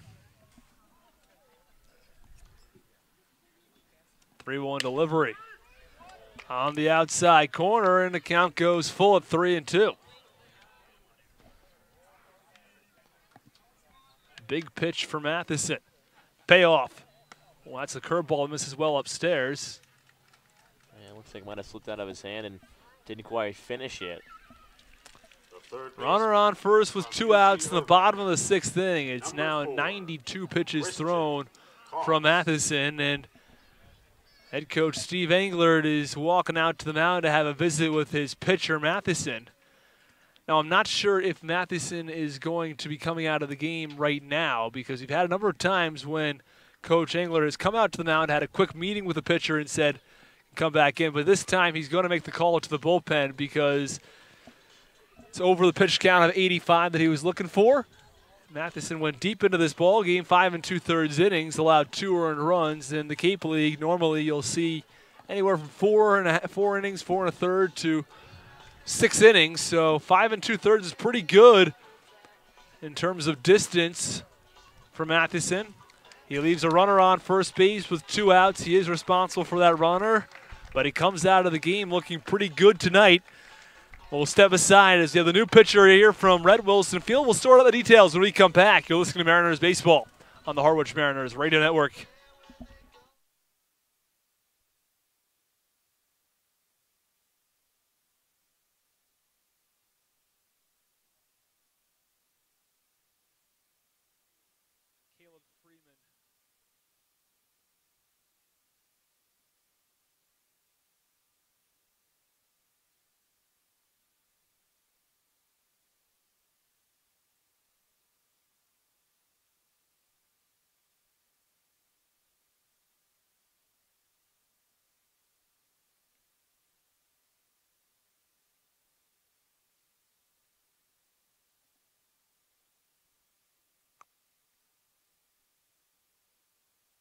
Innings, 3 hits, 1 walk. No, for Freeman. What kind of haircut would you say he's got? What's the style he's got going? The mullet and the stash? Huh?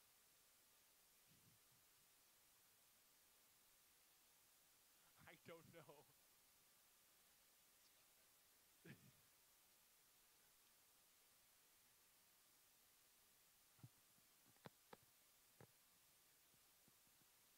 Does he look from like he's from a specific decade, would you say? He would have fit in?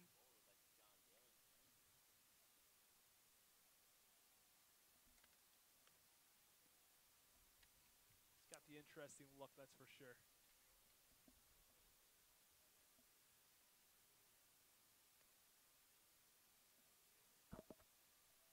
Our mics were...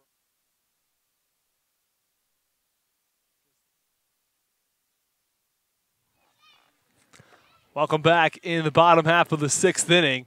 Harwich Mariners lead this game 4-2. New pitcher for the Harwich Mariners is Caleb Freeman. Yeah, Freeman out of Texas Tech, making his 3rd appearance on this Cape League season. He's pitched 5 innings, 1 strikeout, 1 walk, and only allowed 3 hits. Last pitch on July 5th against Brewston went 3 strong innings, only gave 2 hits, 1 walk, and 1 strikeout. The 8-hitter Christian Koss stands in the right-hander's batter's box. First pitch fastball in the outside corner for a strike. Now Caleb Freeman is a very, very hard thrower. Can throw in the mid-90s. Runner on first base with 2 outs. Matheson threw 93 pitches, 5 2/3 innings of work. Allowed 8 hits as the 0-1 pitch. Runner goes, throw down a second, not in time. It was a good throw from Driscoll. Yeah, Hamilton was able to steal that base. Kind of got to the back end of that one, so even though it's a good throw, he's able to slide in with his feet towards the back end of the second base.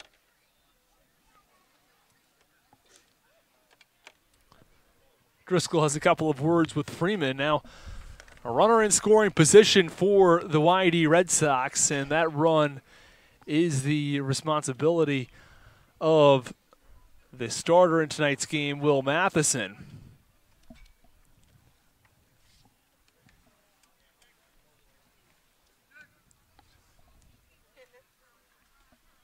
One pitch, swung on and popped up foul out of play.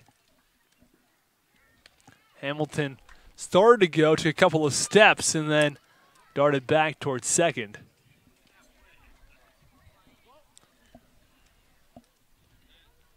2 outs in the bottom of the 6th inning, a 4-2 Mariners lead. Runner on second base. 1-2 pitch to Cost. Runner goes, throw in the dirt. It gets by Driscoll. Now rounding third, and the throw to the plate is not in time. Outstanding base running by Hamilton. He steals second, then steals third. Ball gets by Driscoll, and he comes all the way home. That was another unfortunate break. Runner was going in the pitch. I think Driscoll wanted to scoop it up and throw it down the third, but just couldn't pick it, and it bounced off his glove. He wasn't sure where it went at. Ferguson able to get it, but by the time he got it, coming full speed around third, was the base runner Hamilton. And again, if Matheson ends up being charged with this run, this is one of the problems I have with ERA as a statistic, is the 2-2 pitch. Swung on a high pop-up down the right field side. Lipsius heading over, and he's going to run out of room. He was right there, but he had to stop at the line here at Red Wilson Field, which is the fan line. You can't go beyond that as a player. And then there's the out-of-play line. There are about 15 different lines here at Red Wilson Field. They're all pretty hard to keep track of. Nonetheless, Lipsius had to stop for one of them, and he's not going to be able to make the play as a result.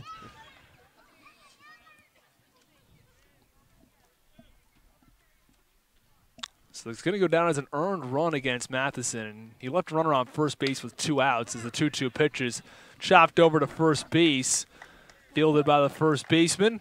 Lipsius will step on the bag, and that'll do it.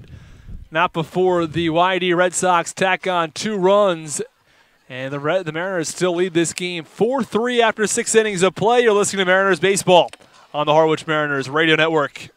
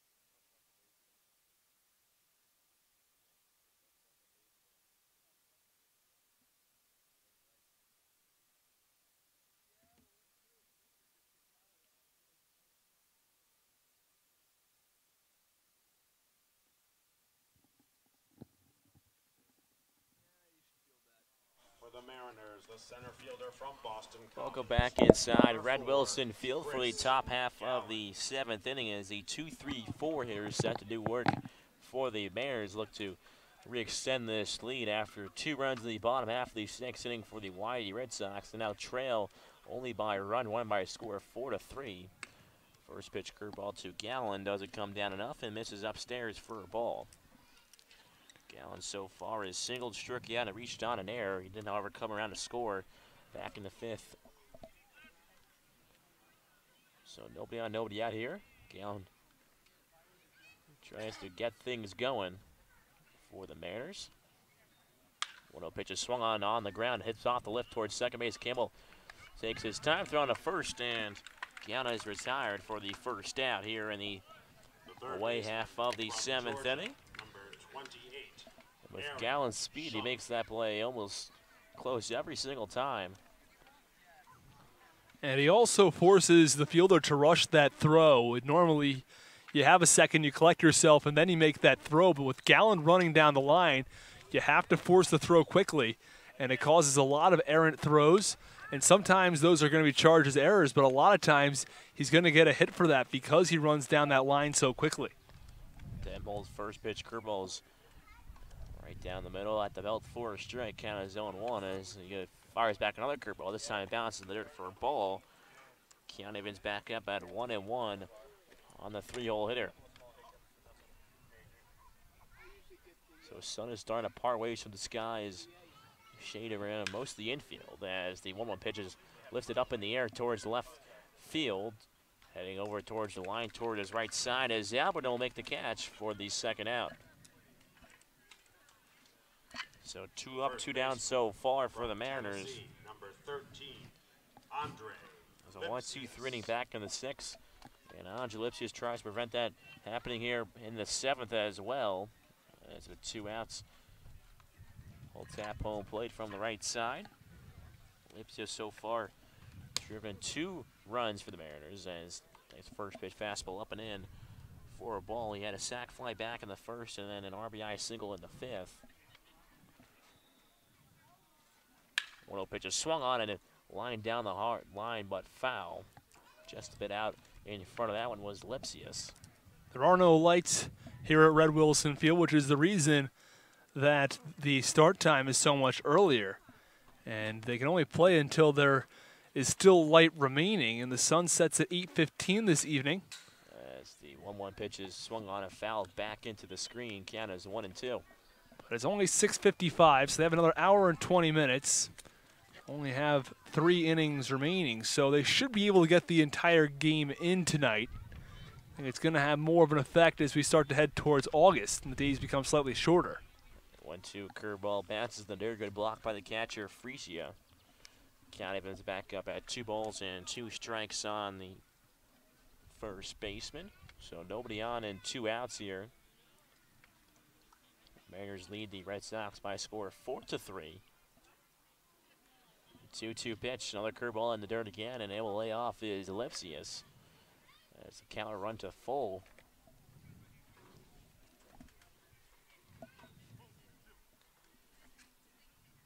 Dunholm so far is only allowed 1 hit in 2 innings, as out in front was Lipsius, and he swung through it. And he'll go down on strikes.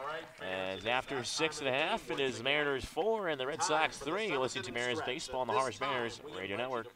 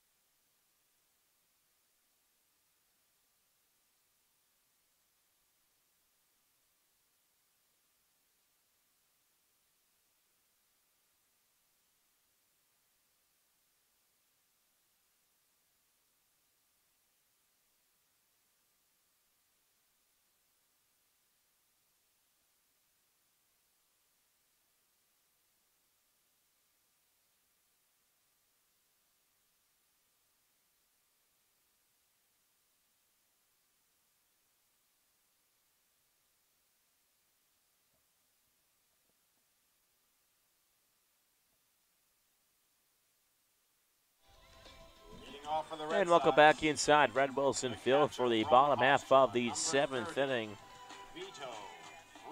Red Sox, after scoring 2 in the 6th, looking to maybe tack out another here in the home half of the 7th inning. Caleb Freeman back on the hill for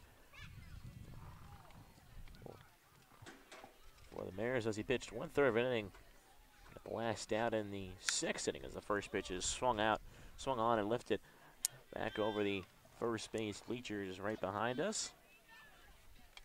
As you mentioned before, it is foul ball could get a lot of cars out there. The parking lot very close to the field at the Dennis Yarmouth Middle School.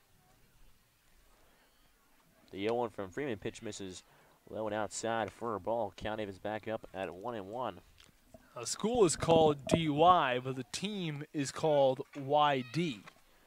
A lot of locals around here too will call the team DY, you know, and say, hey, how's DY doing? As the 1-1 pitch misses down in the zone again, count is 2-1. Because they are technically in Yarmouth, I believe, not in Dennis. I live actually about 3 or 4 minutes away from the ballpark here. I think once you go over the bridge, you're in West Dennis. But until then, I think you're still in Yarmouth. That 2-1 pitch from Freeman is cut on and missed. A pitch up in the zone on Frisia. As count is 2 balls in, 2 strikes, nobody out here in the bottom half of the 7th inning. 4-3. Mariners lead over the Red Sox, looking to snap their 3-game losing streak. Freeman from the stretch kicks in, deals. Zospi pitch gets him swinging, and Freesia is retired by the way of the strikeout for out number 1. Center fielder. Yeah, it's a rare breaking ball from Freeman. You don't usually see it. Normally he pounds the zone with fastball after fastball. This time he goes with the breaking ball, and he gets a big strikeout. So with 1 out, the top of the order rolls back around, and it is the center fielder, Zach Ashford, who singled in the first, sacrificed bunt in the 3rd, and flew out in the 5th. Takes a first pitch fastball at the knees for a strike.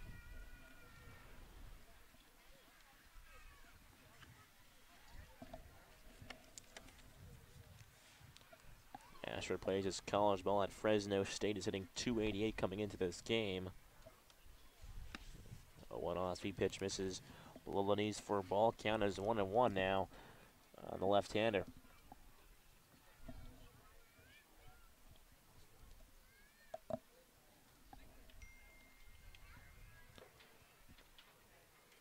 Freeman from the belt. The 1-1 pitch is once more at the knees fastball, and count is 1-2 now on the center fielder. So Red Sox trying to get things going here in the 7th as they trail a run to the Mariners. Freeman kicks and deals. The 1-2 is rolled over towards the second baseman Casals, but it was fouled off. Ashford at the plate, so he limps around a bit here as he dropped the bat. Not sure where that exactly hit on his body, but we pick up the bat and kick some dirt around as he readjusts himself on the left side.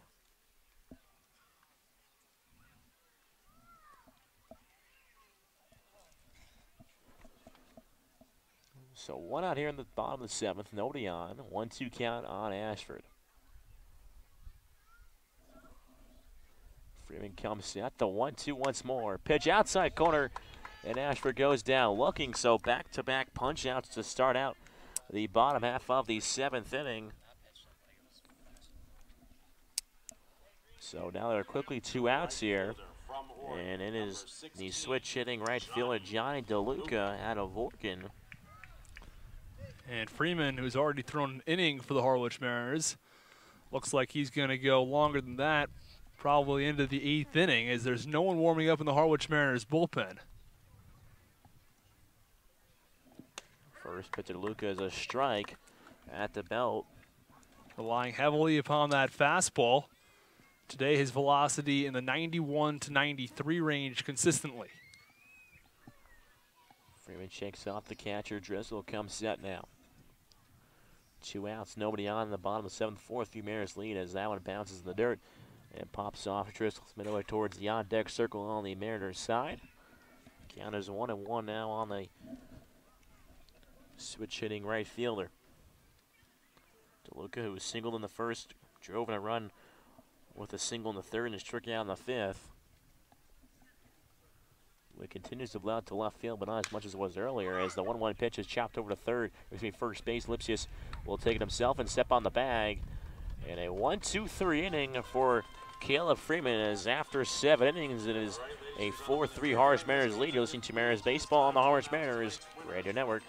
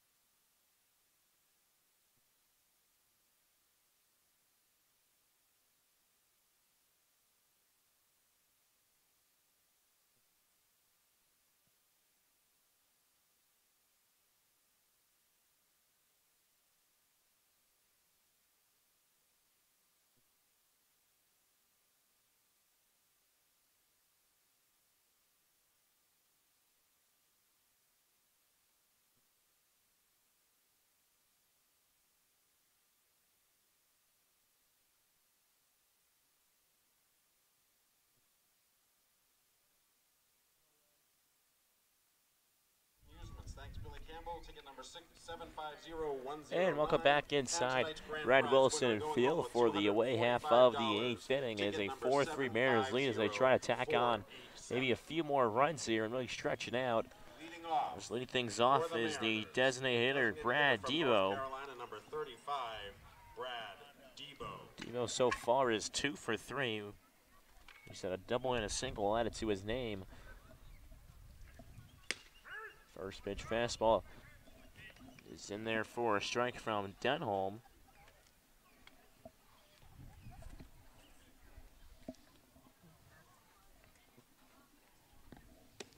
One pitch, 2-seam fastball runs low and outside for a ball count. Evens back up at 1 ball and 1 strike on Debo. Debo hasn't played that many games to the DH spot, but getting the nod tonight as the 1-1 pitch is fouled back into the screen. Count is 1 ball and 2 strikes.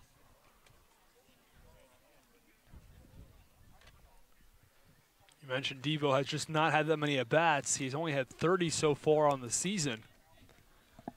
But in tonight's game, in 3 at-bats, he's had 2 additional base hits. Seems to be heating up. Time is called by Devo. His average came in at 166, and as of right now has risen to 212. As curveball is in there at the knees for strike 3, and Debo goes down looking for out number 1. The other thing about that, again, the sample size is just so small, you really can't make anything of that. You know, the fact that he's, either below 200 or at, 210 or wherever. Until you get towards that 70 at-bats or higher, you really just don't have an idea of how a guy is doing. First pitch of Danny Casals runs up and in, and he backs up out of the way, out of the right-hander's batter's box, and will step back out now. And so much about baseball is it's a game of streaks. You'll go on a really hot streak, you'll go on a cold streak, everywhere in between. 1-0 pitches down at the bottom part of the zone for a strike. Count is 1-1 on Casals. When you hit those hot streaks and those cold streaks, it's not until you aggregate them all together that you have an idea of how well a guy is actually hitting. As Denholm goes right back to the curveball on the inside corner, is started right at Casals and finishes on the inside corner. Count is 1-2 now. Everybody's going to hit 4 for 8 at some point.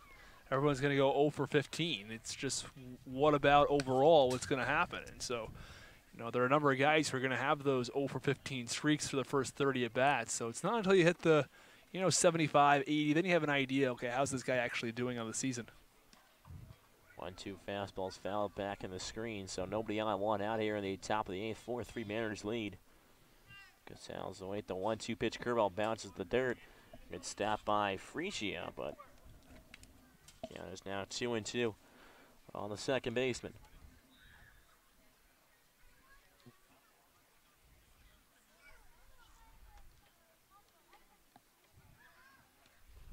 From the windup, the 2-2 pitch is swung on and chopped over, rolled over towards in the hole as Hamilton thrown to first gets away from the first baseman and out of play.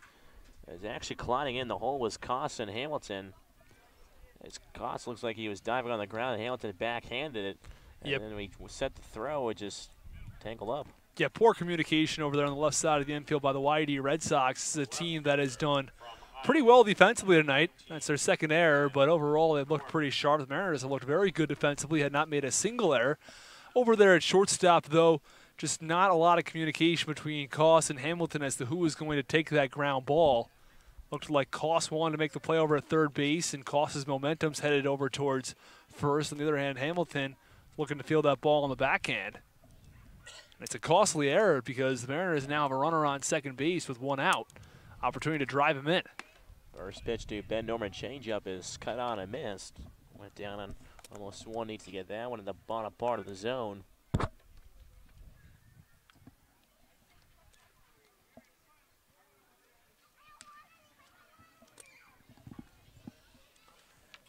So Casals is off the cycle with 1 out. Righty-lefty matchup. Norman, the 1 pitch misses just a bit low and inside for a ball count is 1-1. And with Casals reaching base, that ends a streak of 8 consecutive hitters retired by this YD pitching staff. And especially by Denholm. Actually, Denholm's the one who's retired all 8 of them, and he has been outstanding this evening. Denholm has been in the top of his game as the 1-1 curveball is once more cut on and missed by Norman. Count is 1-2. Norman, his lone hit tonight is the home run in the second inning out to right field.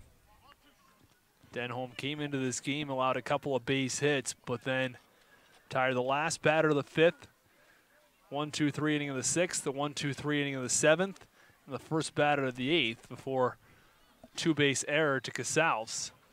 As Denholm tries to get Norman swinging a curveball in the dirt, but he lays off. Count is 2-2 now on the left fielder this evening. We've seen Norman mostly primarily in left field. He's been around the bottom part of the lineup. He has some speed, so Angler has to use him as turn the lineup over as the 2-2 pitch outside corner, strike three. And Norman goes down looking. So we're 2 outs now. Casals is still on second base. George Mason, number 21. And it is the catcher, Logan Driscoll, who has 2 singles this evening. Again, the Mariners have 11 hits and 4 runs. Red Sox, 3 runs on 8 hits and 2 errors. First pitch to Driscoll's on the outer half of the plate for a strike.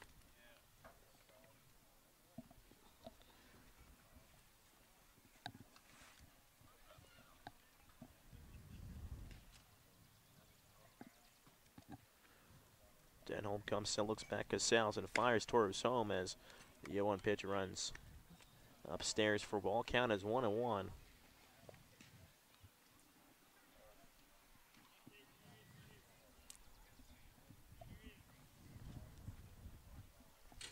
Driscoll going to drive in a big insurance run here as the 1-1 pitch runs outside for a ball. Count is 2-1.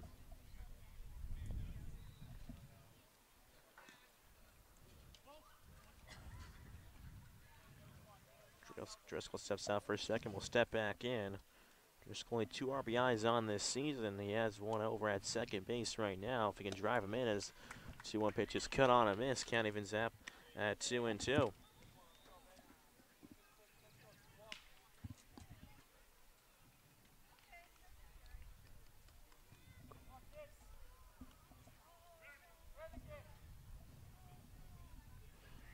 Denholm trying to get out of this inning here as the 2-2 to Driscoll is bouncing the dirt. Good stop by the catcher, Freesia. Count runs full. An important game for both teams as we hit the latter innings. Mariners 0-3 against the YD Red Sox this season.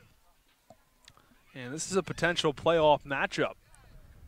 At some point, whether or not they play in the first round is to be determined. But again, these two teams could very well face each other later on, and it'll be a big game if the Mariners could win it, show that they can beat these YD Red Sox. 3-2 pitches foul back into the screen, and definitely true. You know, you never know first or second round wherever the seating will line up.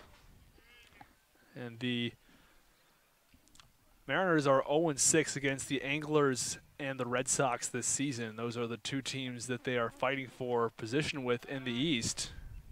As spinning around towards second base was Denholm, and scurrying back towards second was Casals. So Driscoll steps out of the box for a second. We'll step back in now.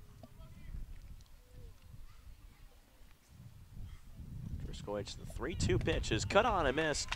Another good off-speed pitch from Denholm, and he goes down swinging. So Casals is left over at second base.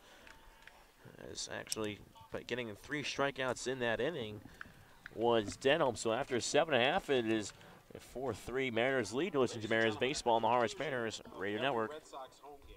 The Red Sox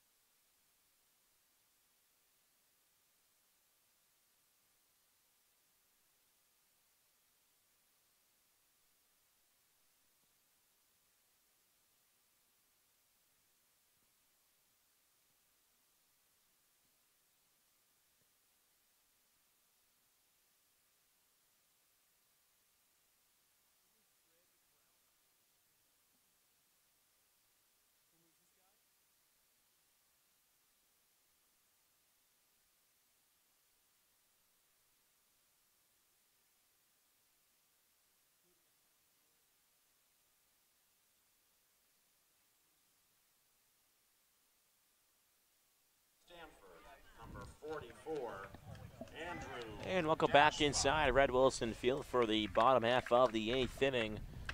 4-3 Mariners lead. Caleb Freeman back on the hill for the Mariners. Freeman's pitched very well since coming into this ball game. 1 1/3 innings of work, 2 strikeouts. Did not allow a run, or none charged to him at least, but there was a run that came in on his watch. He came in with 2 outs in the bottom of the 6th inning.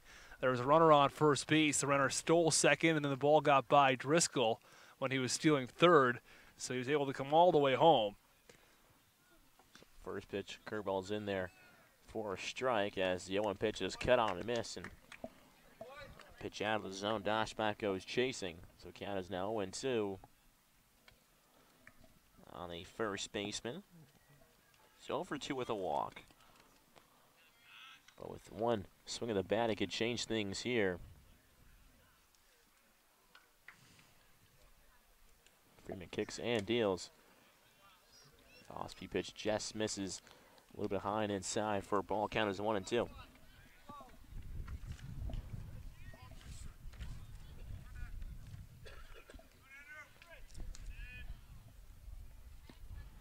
Freeman gets his sign from Driscoll. Nobody out here in the bottom half of the 8th inning. 4-3 Mariners lead. Curveball is reached out and popped up over to shallow right center field. Coming on as the center fielder Gowan. He'll make the catch. And Doshback is retired for the first out here in the 8th. Freeman continuing to do a good job on the mound. You know, I wouldn't be stunned if he's able to get work another 1, 2, 3 inning in the bottom of the 8th. If he were to try to come back in the bottom of the 9th, you don't want to sort of change something that's working. And if he can continue to retire these YD Red Sox hitters, there's no reason to go away from him. If they say it ain't broke, don't fix it. First pitch fastball is at the knees for a strike to the left fielder, Reese Albert. Be a good break for the bullpen. The bullpen's had some nice breaks recently. Sutera pitched 4 innings last night. That was in relief of Jack Dreyer. So no one other than Sutera went yesterday. Freeman fires another fastball. This time it misses outside for a ball. Count is 1-1.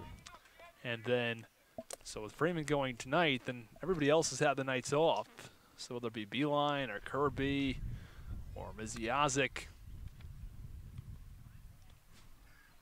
Always nice to have the bullpen well rested as a couple long games can really tax that bullpen as the 1-1 pitch misses upstairs. Count is 2-1. It always helps too when your starter will go at least 4 or 5 innings. And Dan Poitamani back with the Harwich Mariners.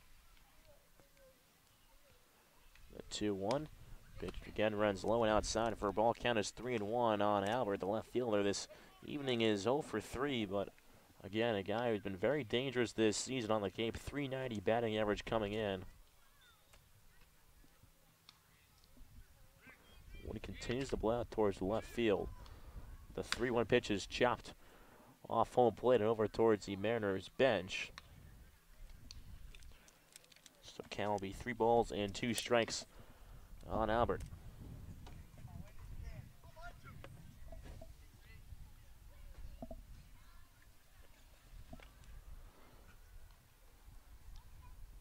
Freeman comes in, kicks and fires. The payoff pitch is swung on and hammered out towards right center field. Gowan going back on his horse. He looks back, and it is gone into the trees down in center field. And this game is tied as Reese Albert hits his 2nd home run of the season. And the YD Red Sox come all the way back to tie this game at 4-4 in the bottom of the 8th inning. Mariners led this game 4-1 going into the bottom of the 6th. And the YD Red Sox were able to plate 2 runs in that inning. Things were looking good after that, but a solo home run to deep center field has tied this game, and Reese Albert was due and finally comes through. So with 1 out as Noah Campbell takes an off-speed pitch just a bit inside for a ball. Campbell has also homered tonight back in the 6th inning. As I was mentioning earlier about Albert, he came into this game 14 for his last 29, then he was 0 for 3. Well, that all changes with the solo home run. First pitch to Campbell is ground over toward shortstop. Morris picks it up. back on at first as Lipsy is stretched in time to get Campbell, and there are 2 outs now in the bottom of the 8th. And now if this game needs extras, there may actually be time at Red Wilson Field, but now at this point, with the score tied at 4, the sunset may start to become a factor. Well, the sun may become a factor as the sun is setting fast, and another 45 minutes, and it will be gone, so. They should be able to get through a 10th inning if necessary, but after that, first pitch curveball is in there. It's going to start to play a role. To the designated hitter, Brad Beasley, and that's the thing, too, is, you know, if Harwich does score a run, let's say in the top of the 10th, and then the game is called in the bottom of the 10th, they'll revert to the 9th inning, so in a tie then. As the 0-1 curveball swung on and missed once more, and Beasley's in the hole now, 0-2.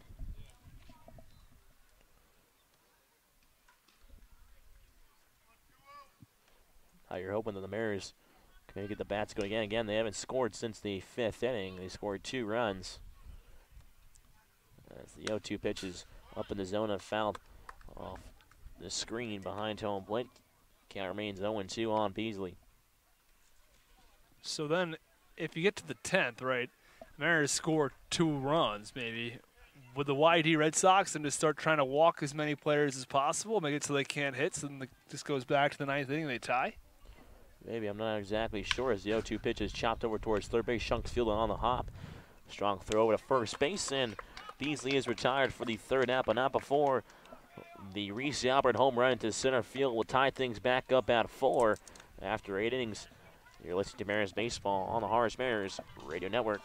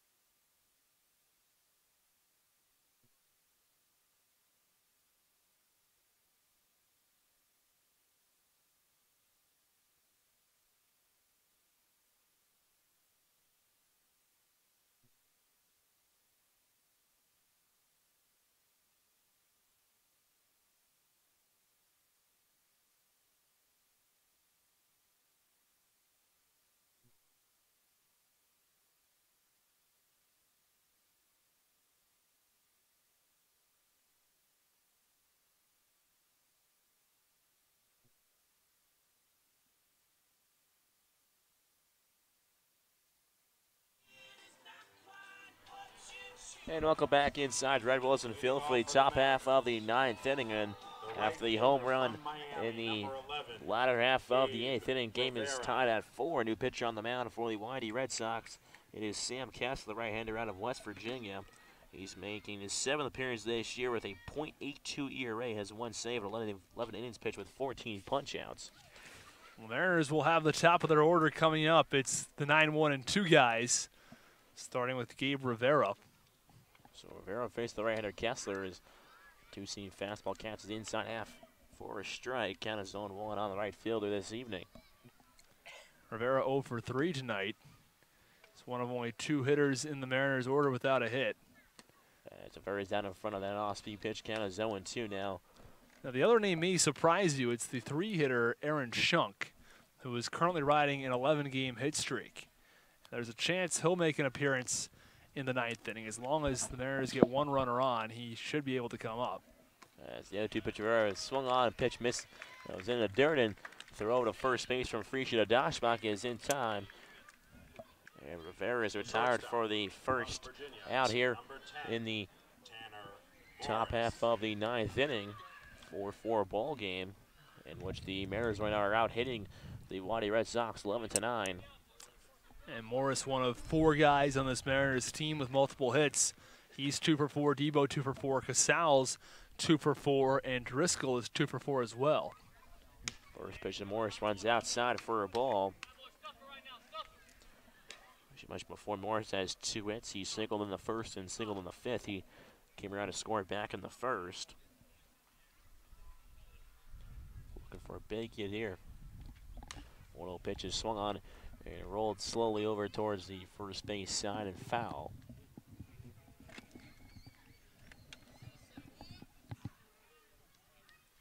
Count is 1 ball and 1 strike on the shortstop out of Virginia. And Matheson, the starting pitcher for the Harwich Mariners, was in line for the win until the bottom of the 8th inning, and he will now get a no decision. 1-1 pitch to Morris. Pitch runs low and inside and goes all the way to the backstop.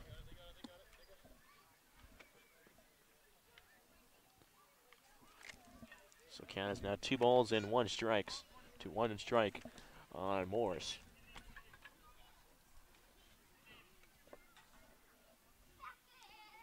From the windup, Kessler. The 2-1 pitch is rocketed up high in the air towards left field, moving back a couple steps. A few steps in front of the warning track and making the catch is Reese Albert out there in left field. So there are now 2 outs now in the top of the 9th inning. And it is closing in on 7:30 Eastern time. Sun is going to set at 8:15. So they can get 10 innings in, I'm thinking, but after 10, it starts to get pretty tough. Chris Gallo from the right side takes a first pitch fastball in the dirt, and YD has, I said before, he had 4 ties this year. That's the most in the Cape League, and because of that, they have the fewest amount of losses in the Cape with 7. As the 1-0 pitch to Gallo showing bunt.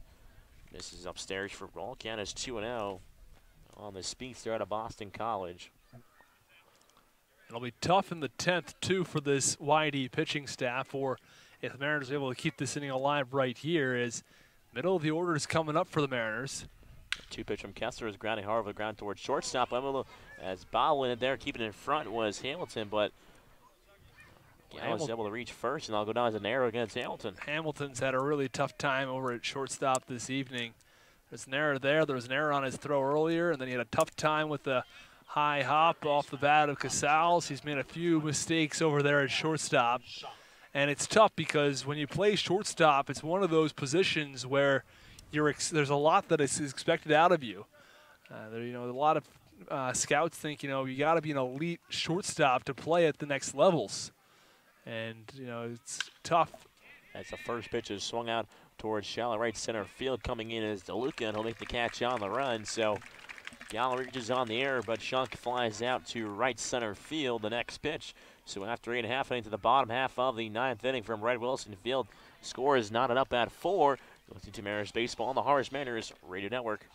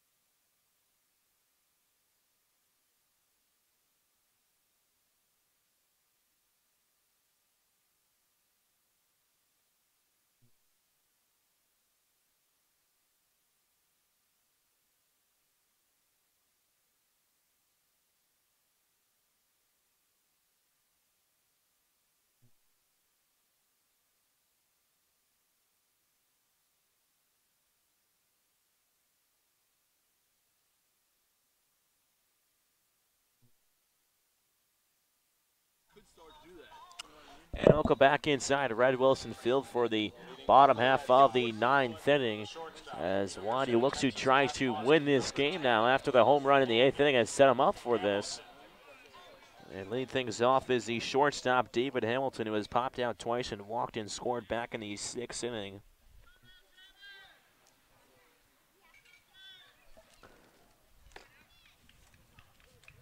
Hamilton came all around the score after stealing second and coming around still once more as he shows bunt and pitches there for a strike as looks like he tried to bunt for a base hit as he was running out of the box while trying to bunt it.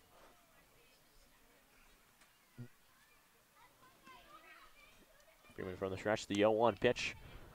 Misses for a ball count as 1-1. Freeman so far, just that one home run has been all the damage done from the YD Red Sox against him this evening. Pitch 2 1/3. That one hit was a home run as the 1-1 pitch runs outside again. Count is 2-1 on the shortstop out of Texas. Nobody out here in the bottom of the 9th inning. Sun continues to set it from Red Wilson Field as the 2-1 pitch is swung on and hammered out towards deep center field. Gallen going back at the warning track and makes a catch in the air. He leaped in the air as his back was against the wall out in center field. Would have been a routine fly ball in many other places, but here it's almost out. A really nice catch by Chris Gallen. He knew where he was in the ballpark. He realized he was right next to the fence. Great awareness, jumps and makes an outstanding catch to save extra bases. Especially with the leadoff man, the speedster Hamilton. Anything could have happened there. Is now with one out as Christian Koss, the third baseman, who does have a hit added to his name this evening. First pitch curveball misses down and outside out of the zone for a ball from Freeman.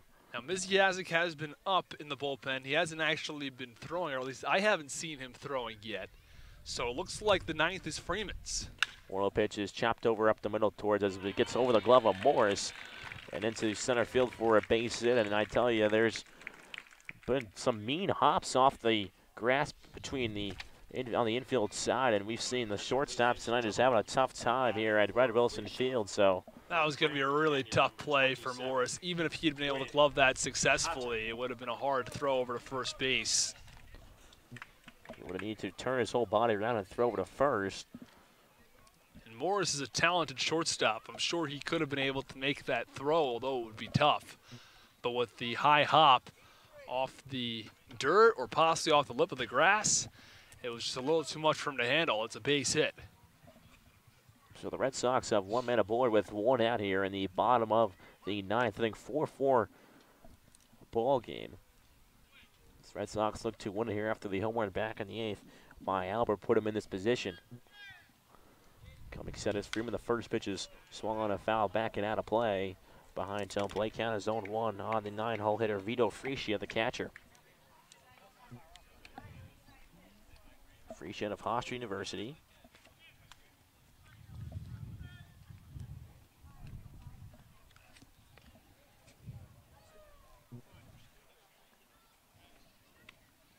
Back to first base, diving back in time as Koss.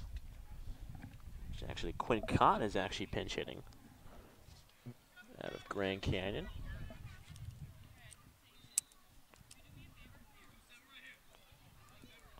The 0-1 account pitch is on the outside corner for a strike.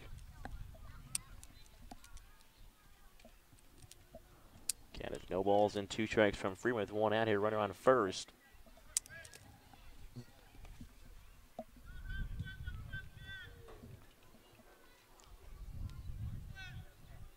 The 0-2 to Con. Pitch is swung up and lifted out towards right field and out of play. Find the seats down there past the Mariners dugout area. And they'll do it again, a no ball and 2 strikes.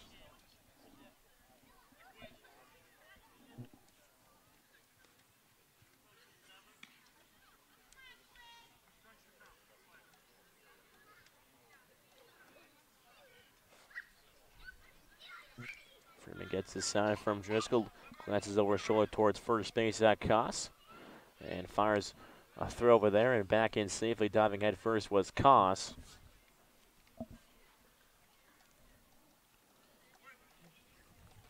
Cross is 0 for 1, trying to steal this year.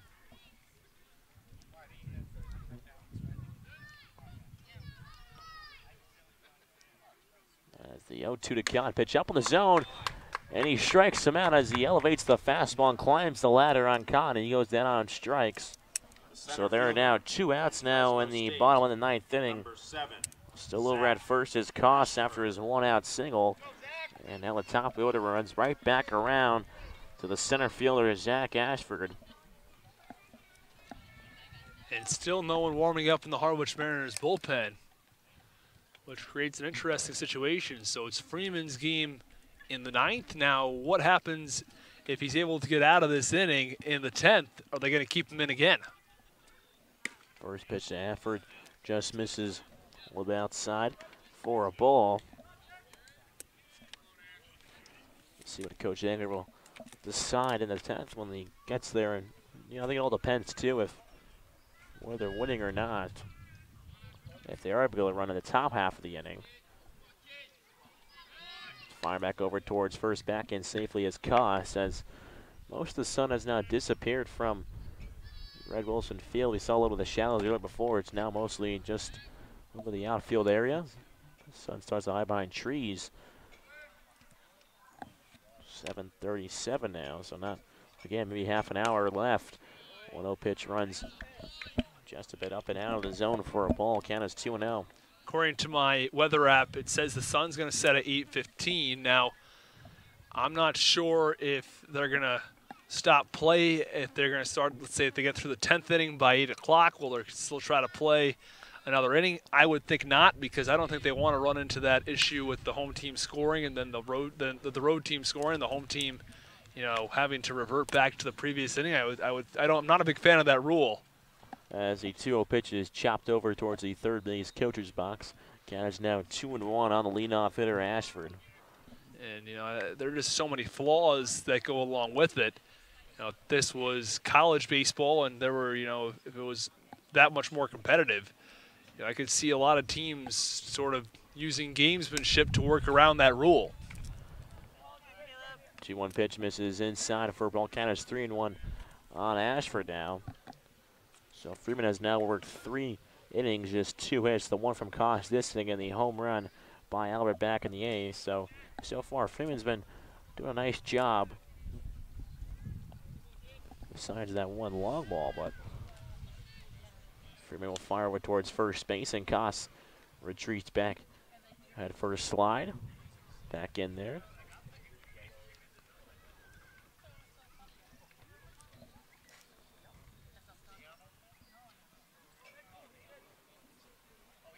So Ashford will step back in from the left side. He waits the 3-1 pitch with 2 outs, run on first in the bottom 9th, 4-4 ball game.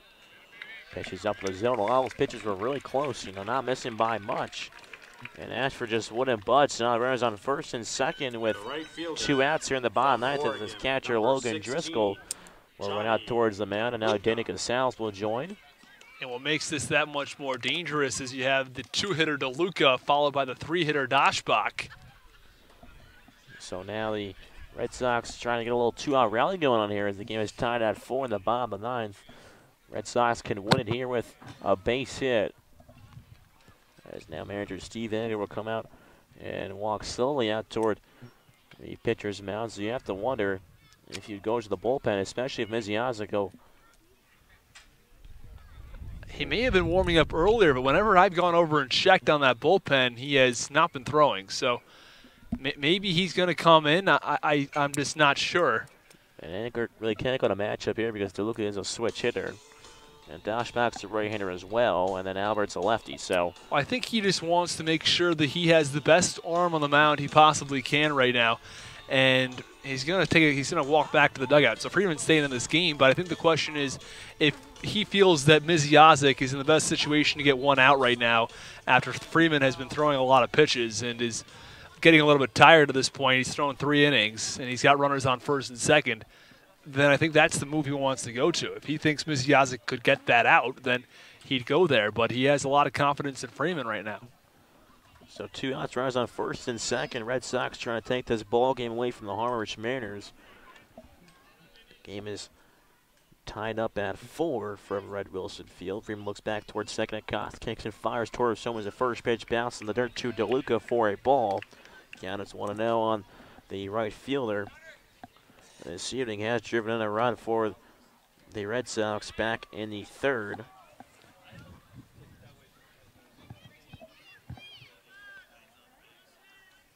Lifts the bat off his shoulder, sporting his Oregon Nike cleats.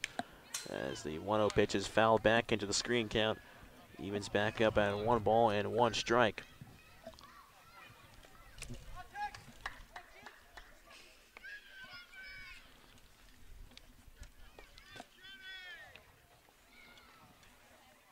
Freeman looks into the side from Driscoll. Comes set from the belt, the 1-1 pitch. Off-speed pitch, bounce in the dirt, and a great block by the catcher, Logan Driscoll. It's a big block by Driscoll behind the plate from allowing the ball to get past him, and the runners advancing under 90 feet. It was an awkward catch for Driscoll, but not an easy one either. His glove was twisted in a different direction. His body was all tangled up as well. And warming up in the bullpen now for the Mariners is George Kirby. So it's not Misiazic. The 2-1 pitch is chopped over towards second base. Casal picks it up, flip on to second base. And they'll get a fielder's choice out there and get out of the bottom half of the 9th inning. So we have some extra baseball coming up from Red Wilson Field after 9 innings. The score is tied up at 4. Listening to Mariners baseball on the Harwich Mariners Radio Network.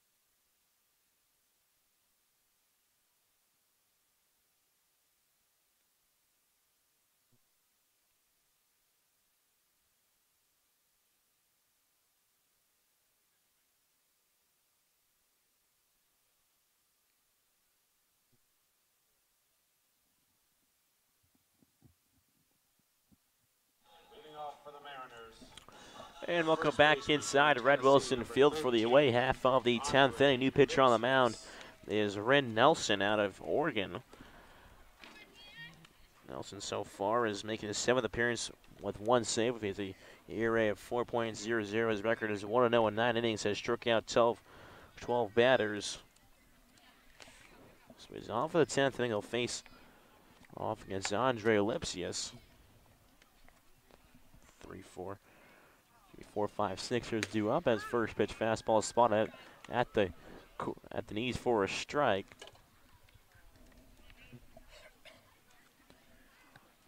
Again, Litchfield so far has driven in 2 out of the 4 runs this evening for the Mariners again. The 0-1 Lipsius swung on and flown high out towards right center field. DeLuca going back at the warning track and makes the catch. Just not enough juice on that one as Lipsius missed it by maybe half an inch. Maybe even like a couple centimeters on the barrel of the bat there. Just got a little bit under it. Yeah, really, really close to getting out of the ballpark here at Red Wilson Field. And people talk about how it's so shallow, but it's mostly shallow out in center field. I'd say it's only maybe 375 feet out there in center. Down the line, it's 340. It's not that shallow out there in right field. So he hit that ball a pretty long way going the other direction, which is a pretty nice piece of hitting from Lipsy. It's just not quite enough. First pitch to Brad Debo is cut on and miss. Count is 0-1. So with one out, nobody on base here in the top of the 10th inning. 4-4 ball game between the Red Sox and the Mariners. Nelson from the windup takes a deep breath. The 0-1 to Debo is cut on and miss once more. Fastball elevated up in the zone. And there are quickly 2 strikes now on the designated hitter, Brad Debo.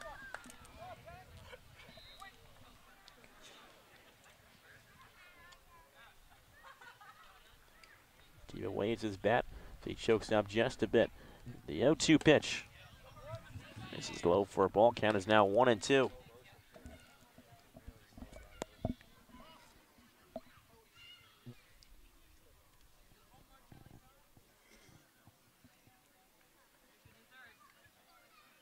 Nelson from the windup once more. 1-2 pitches, waved a miss as Debo goes down on strikes for the second time this evening. Back-to-back at bats now.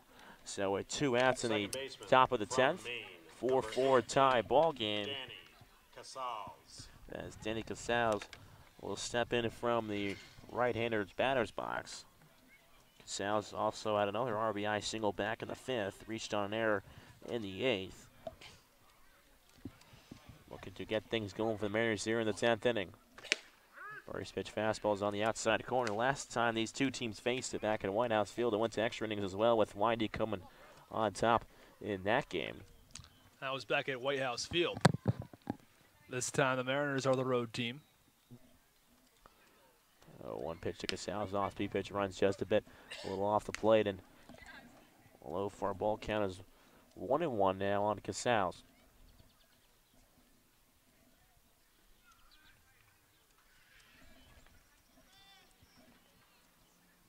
Nelson, the 1-1 from the windup pitch, bounces in the dirt for ball count is now 2-1 on Casals.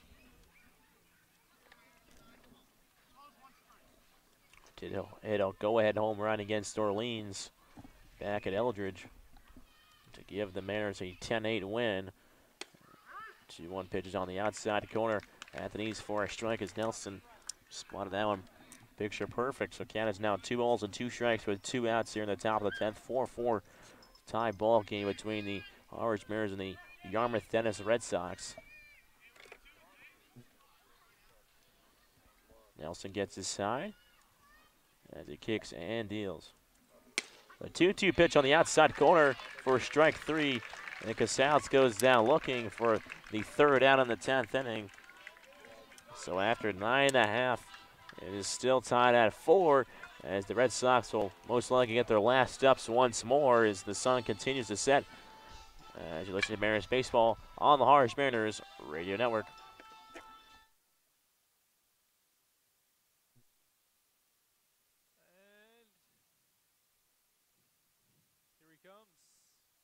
Kirby, looks like it is.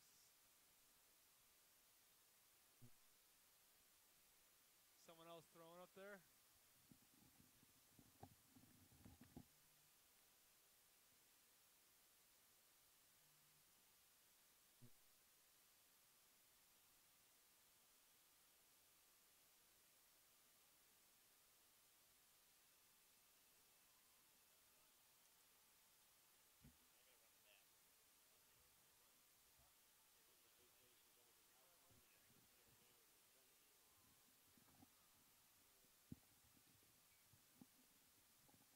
You want to jump on? All right, sounds good. Huh? Okay.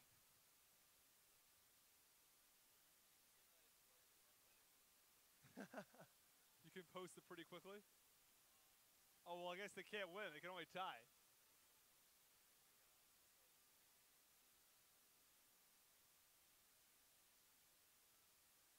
You jinxed it. No, I think that whole thing's so silly. The jinxing thing is, yeah, it's...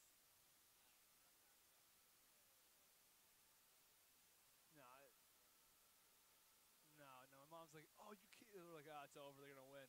They're up by 12. Oh, you jinxed it. I didn't jinx it. They just blew it.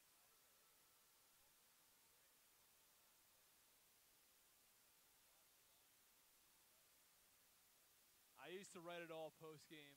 I'd go to our little game thing here, Gamecast, and I'd go right through the innings, and I'd just say what happened.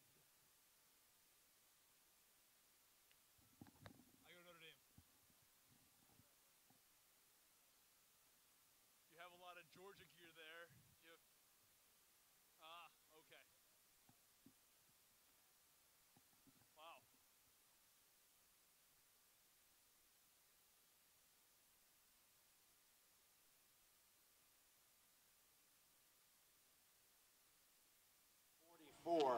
Andrew Dashbach. Bottom half of the 10th inning. It's a 4-4 ball game from Red Wilson Field. And it's the toughest part of this YD order. The 3, 4, and 5 hitters as George Kirby comes in for the Harwich Mariners. Comes in and for relief for Caleb Freeman as the first pitch is a high chopper right over towards our broadcasting table. Freeman went 3 1/3 innings of work, 2 hits, 1 earned run, 1 walk, and 3 strikeouts. George Kirby out of Elon, and he's normally a starter. He was part of the 1-2 duo in that rotation with Kyle Bronovich as the 0-1 pitch misses outside and the count 1-1.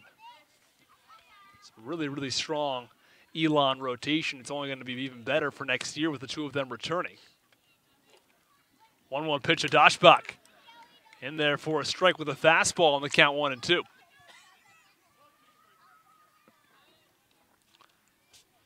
And with the sun setting, you'd have to think that this will do it. Won't go to the 11th. The 1-2 pitch, check swing, they'll hold up, and the count goes to 2-2.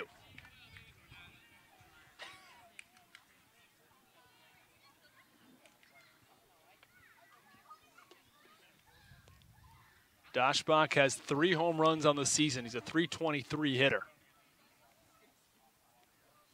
The 2-2 pitch swung on and popped up foul out of play. Into that infamous parking lot behind us, and the count 2-2. Dashbach steps back in from the right side. He's 0 for 3 on the evening. And the 2-2 is chopped foul to the screen behind home plate. The count remains even at 2-2. He's followed by the 4-hitter Albert, who homered earlier, and the 5-hitter Campbell, who also homered earlier.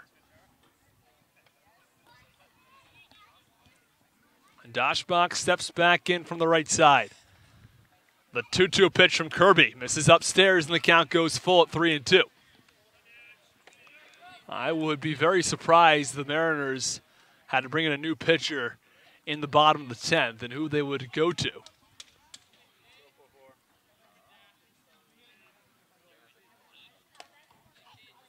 The payoff pitch from Kirby. Swung on and fouled back once again.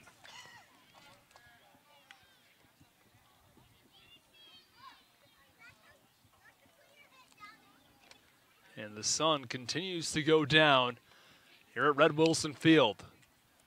20 minutes until the official sunset as Andrew Dashbach stands in the right-hander's batter's box. 3-2 pitch, swung on, and a high chopper foul down the third base side, and the count remains 3-2.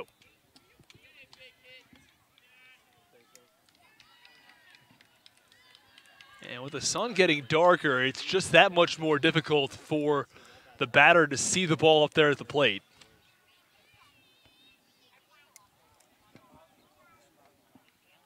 Just have to wonder, it's just a matter of time before all the teams on Cape Cod will probably eventually get the lights, but you know, it's quite an investment for a team to make. The 3-2 pitch to Dashbach, swung on, roller through the left side for a base hit. Right between Morris and Shunk on the left side. There's a runner on first base with no outs in the bottom of the 10th. Florida State, number 11. This could be big here for the YD Red Sox. Leadoff man is on for them now in the 10th inning. And it's awfully tough for these hitters to see the ball. You have to make that decision to swing so quickly. You make that decision just less than a tenth of a second after it comes out of his hand.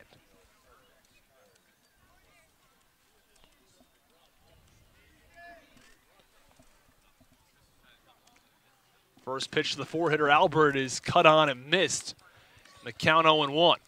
So Daschbach leads off of first base. No outs, bottom of the 10th inning in a 4-4 game.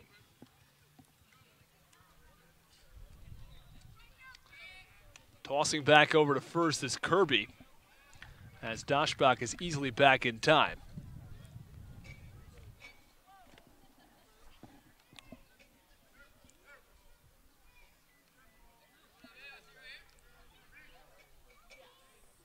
The 0-1 pitch to Albert. Misses outside. It was awfully close. Count 1 ball and 1 strike. So far, I'm surprised that they may try to bunt. Shunk has been on the grass. I think move back now, but to count 1-1. But I mean, trying to move a man over into scoring position with a bunt, maybe. And the 1-1 pitch misses outside. Count 2-1. If you notice, over at third base, Shunk is awfully close to the bag, and that is done very purposefully. They don't want a ball to get by him down the third base line for extra bases, because that could allow Daschbach to score all the way from first. And Lipsius is keeping Daschbach over at first on, so he has to be close to the bag, but he would be close anyways. As the 2-1 pitch is swung on, a high pop-up into left field. Left fielder Norman comes in and makes the catch. There's one away in the bottom of the 10th. That's a big out from George Kirby. Second baseman. And also as well, the Number 14. outfielders playing just maybe a step or two more back to prevent any doubles or gappers out that could go for extra bases as well. They want to cut it off. So that means also Bloop Single could drop in for a base hit, though, but they're going to take that, then let a ball get over their head. And that's all you said before. That's a big out for the Mariners, as it could get a double play. Number 3, Luke Waddell. And Luke Waddell will take Daschbach's spot over at first base. Bottom of the 10th inning. As the sun is completely invisible, you can't even see it here at Red Wilson Field. It's very close to setting as the field continues to get darker and darker, and the ball is going to be that much harder for the hitter to pick up. You have to use like a brand new ball every time in order to see the ball then.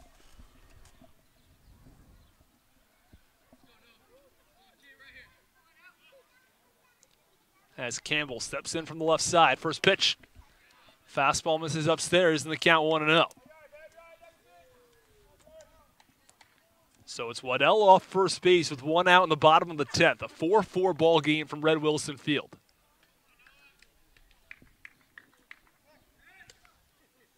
Tossing back over to first is Kirby. Diving back in time is Waddell. YD Red Sox are 3-0 against the Mariners so far this season. Mariners would like to add a tie to that record as the 1-0 pitch is cut on and fouled off out of play in the count 1-1. I'd say there's next to no chance that they're going to start the 11th inning if the Mariners can get out of it here in the 10th.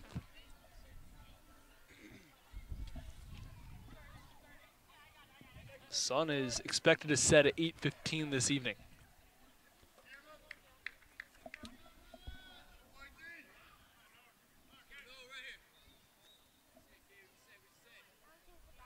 The 1-1 pitch misses low, and the count 2 balls and 1 strike on Noah Campbell, the left-handed hitter. Big pitch here now is that Campbell's now ahead in the count. The hitters count now. I think the longer the Mariners delay, the more they're going to have an advantage. So if we start to hit 8:05, 8:07, let's say the bases are loaded or 2 runners on with a couple of outs, it's going to be next to impossible for these hitters to see the ball. 1-1 pitch, swung on, ground ball at the middle for a base hit. Charging is the center fielder, Gallen. They're going to hold Waddell at second base. The runner's on first and second with 1 out. And that's another hard-hit ground ball up the middle now San Luis Obispo, number from the Red Sox so far. Now with one out, a base that could possibly score a run here, and maybe the game-winning run is just now on second base. So yeah, you'll be surprised if they try to bunt him over as well. There can only be up to 3 more batters who can come into this ball game as the runner's on first and second, no matter what turn of events occurs. 3 would be the maximum. 8:01 as sun continues to go down. Significantly darker than it was about 15 minutes ago. That plays into the hands of the Mariners as the 1-0 first pitch is swung on, a line drive into right center field, drops for a base hit, rounding third, and the throw to the plate is not in time. Waddell scores, and the YD Red Sox walk off with a win.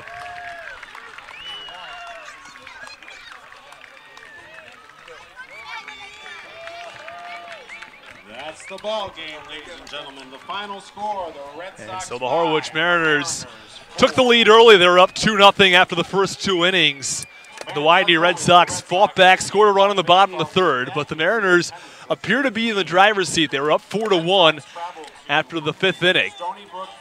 And as the 6th inning came around, it was just an unlucky turn of events for the Harwich Mariners. It was a 4-1 Mariners lead. There was a solo home run that cut it to 4-2, and then a couple of steals, and all of a sudden a wild pitch.